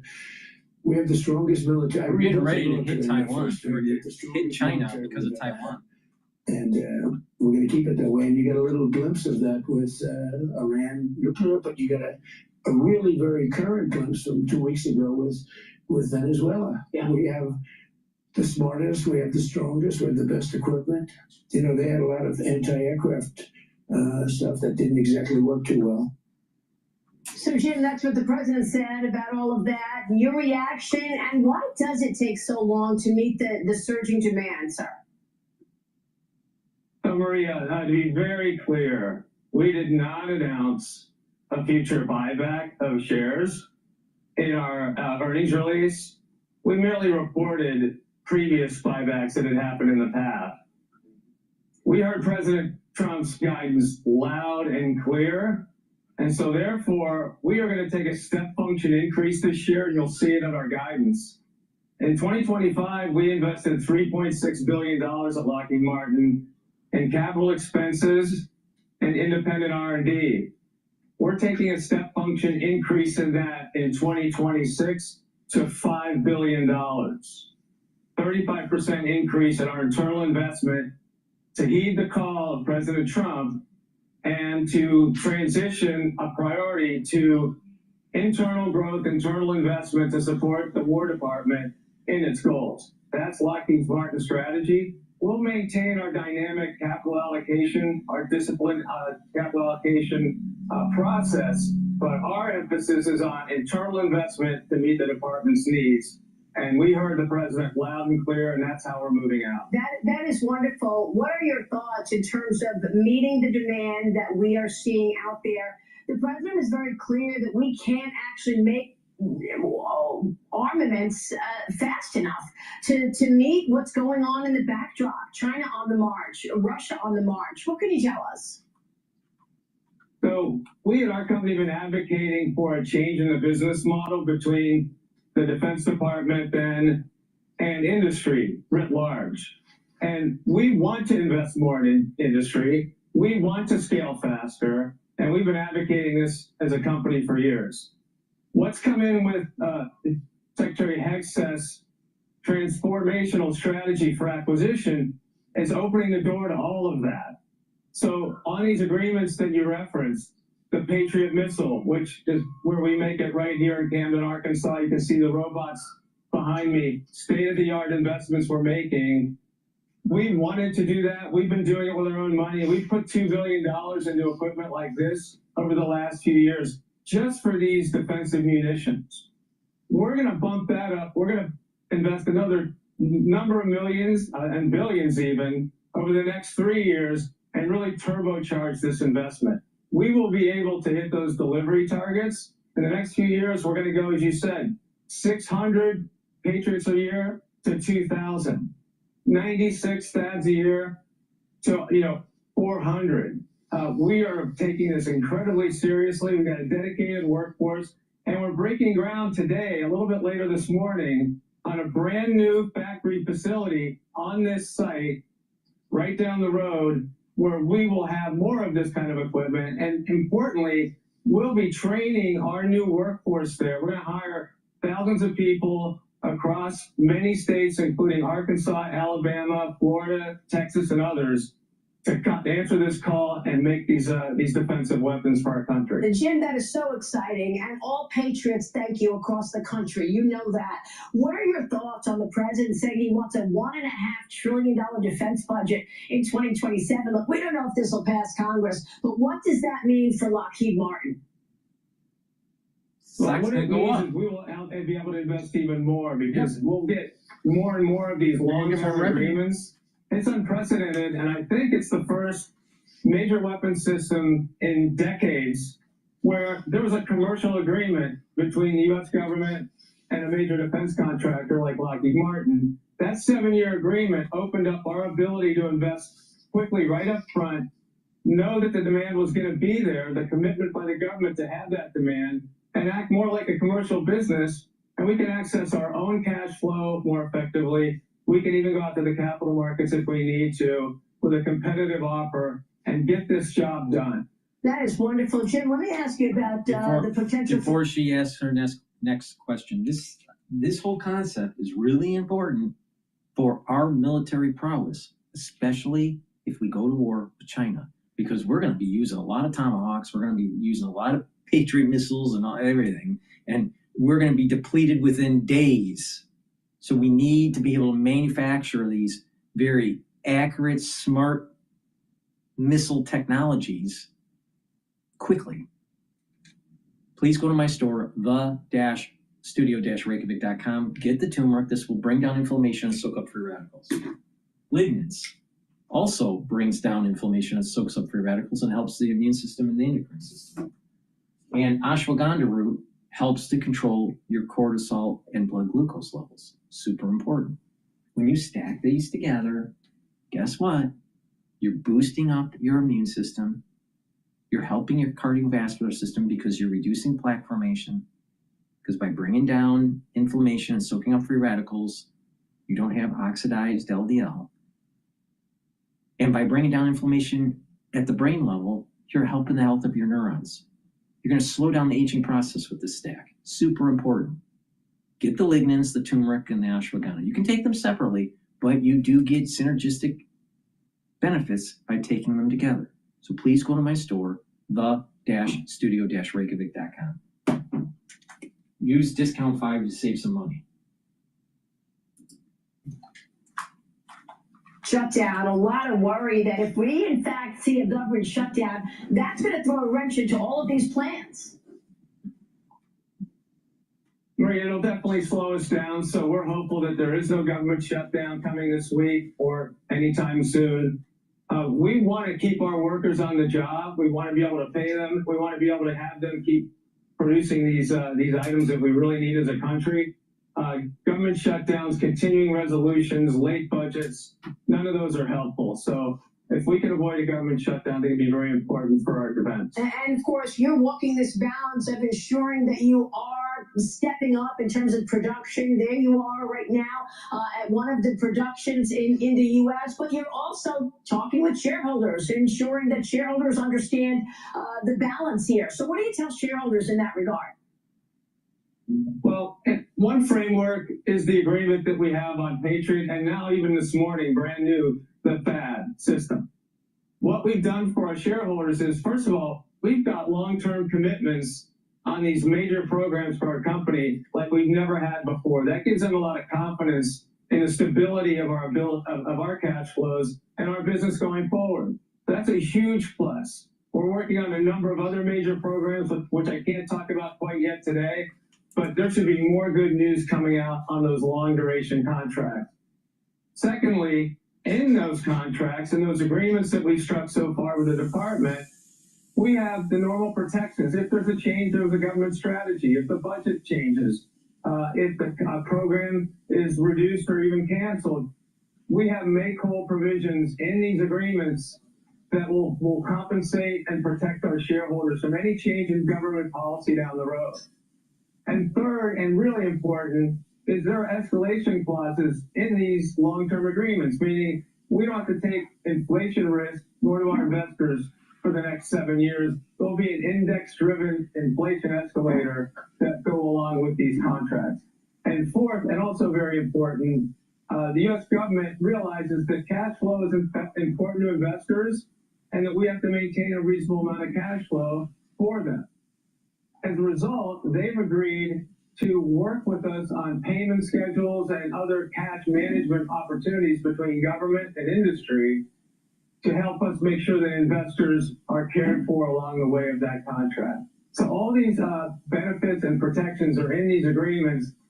They took a little while to negotiate, I'll tell you, but we really landed in a great place. Deputy Secretary Feinberg has been personally involved in this, as have I and others. And we think we've got the right formula now to really change the defense industry for the better in a very big way over the next few years. And Jim, this is so exciting. A lot of positive things you just mentioned. And I know that Lockheed Martin is poised to participate in a big way in the president's plans for the Golden Dome. So I want to take a short break and then come back with you to talk a little about the Golden Dome and your partnership with Salesforce and PG&E and Wells Fargo. We'll talk all about it when we come right back. Stay with us. We're talking with the CEO of Lockheed Martin. We'll be right back. Welcome back. I'm back with the CEO of Lockheed Martin, Jim Tayclett, joining us. And Jim, I want to talk with you a little about the Golden Dome. The company is well positioned to partner with the government on many aspects of the Golden Dome. What are your expectations? And tell us your assessment of the president's plans to put a Golden Dome, and part of it could be on Greenland. Well, Homeland Defense is now in the national security strategy the #1 mission. And many of us think it probably should be. We want to protect the people and property of the United States first and foremost. And the Golden Dome program will enable us to, over some period of time, really strengthen our ability to protect the country. It starts with ballistic missile protection, which we will be building the next generation of defensive missiles against strategic ballistic missiles coming from literally the other side of the world. So we'll be participating in that already. That will be an integral part of Golden Dome, for example. Another piece of it is the kind of missiles you see behind us. Being built, Patriot missiles, THAAD missiles, etc. Again, will be an integral part of Golden Dome. And these products demonstrated their capability very, very plainly about 6 or so months ago after the successful U.S. attack on the Iranian nuclear facilities. The Iranians retaliated by sending a number of ballistic missiles downrange to attack our troops, our men and women that were stationed at Al Udeid Air Base in Qatar. All of those missiles were neutralized by Patriots, and one of them actually never got close enough to matter. So the Patriot missile system and those like it, made by companies like ours and some of our cohorts, protect U.S. lives. And in this particular case, you could speculate that successful defense, where not a single American was lost, if it would have failed, and a barracks or a hangar or a number of our American troops would have been hurt or killed, there might be a different situation in the Middle East right now. So our workers, we talk about this with them personally when we come visit these facilities. They're really proud of that, and they want to keep doing it for Golden Dome as well. So that's part of, again, what we will contribute. We're also extremely capable in radars and command and control systems. We just built amazing, massive radar in Alaska, turned it on last year. It can see the whole Pacific, all the way from Greenland down to Australia. So amazing technology we have on radars and command and control systems. And the last and maybe most interesting of all, we're putting a space-based interceptor in space on a prototype over the next couple of years. We're going to show that can work with our space division. So we're going to play in all the elements and all the domains of Golden Dome. We expect to lead it. We're working with the administration and the department now to make sure that they know all of our capabilities that we can contribute. There are other companies that are going to make great contributions too. And we want to be a big part of all that. That is incredible. What a great story, Jim. I mean, look, a lot of people don't realize why space is so important. It's where our satellites are. The president told me last week that what's different this time around is that the technology that you're able to use and the technology that the U.S. has access to is state of the art. We've never seen anything like it. But Jim, I want to ask you, have you ever seen the backdrop, as dangerous as it is today, in terms of national security for America, with what you're seeing from China, with what you're seeing from Russia, and of course, Iran? So, Maria, I'm an ex-Air Force pilot myself. The last time things were this unsettled was in the Gulf War, which I flew in. That was a long time ago. We've had very difficult missions to pursue in the meantime in Afghanistan and Iraq over the years. However, this seems to be the most unsettled geopolitical situation that I've ever been aware of since I started out in the Air Force in 1978. So I do think it's an unsettled time. It's important for the president to lead on the defense budget as he has. And it's important for industry like our company to step to it and make sure we can meet those needs. So it's a difficult and concerning time. Jim, thank you for your service to this great nation, and thanks for your leadership. We appreciate you joining. Please go to my store, the-studio-reykjavik.com, and get the Boomer Boost. This has 68 nutrients. It will help multiple systems, help with musculature, brain function, cardiovascular health, rev up your metabolism, and increase your energy levels. Over time, you're going to slow down the aging process, boost up your immune system and your endocrine system. Take it every day. This is the month supply. It's very effective. You'll have a steady burn of energy. You'll have lots of vitality. And you'll be more active. And better brain function. It'll get rid of that brain fog. It'll allow you to concentrate and you'll sleep better. Also take C60. It stacks really well with Boomer Boost. C60 you can get in avocado oil, MCT coconut oil, and extra virgin olive oil. You can get it in a 2 ounce, a 4 ounce, or an 8 ounce configuration. Take a teaspoon a day every day, preferably on an empty stomach. This will soak up free radicals, help the health of your mitochondria, boost up your energy levels. This will help with your immune system, your endocrine system, brain function, cardiovascular health. It'll also improve your basal layer for your skin. And by doing that, your skin cells that are rejuvenated are replenished. Your skin will improve. You will look younger in a year. And better yet, your immune system and your endocrine system will be better, will be more robust, will be in homeostasis. And when they are, you slow down the aging process. So please go to my store, get the C60, take a teaspoon a day every day. It's 1,000 times stronger than vitamin C. So please go to my store, get the C60 and the Boomer Boost. That's the end of my broadcast. Make sure you go to my store, the-studio-reykjavik.com. Get the supplements that I offer. These are supplements that I take every day to slow down the aging process. It works. It's affordable. And it's way better than anything that Brighteon Johnson's doing. Because Brighteon Johnson is a tech bro. That's a billionaire tech bro that spends $2 million trying to slow down the aging process. It's really important. Just follow my lead and you will do fine. Please go to my store. Make sure you use discount 5. Thank you for listening and have a nice day.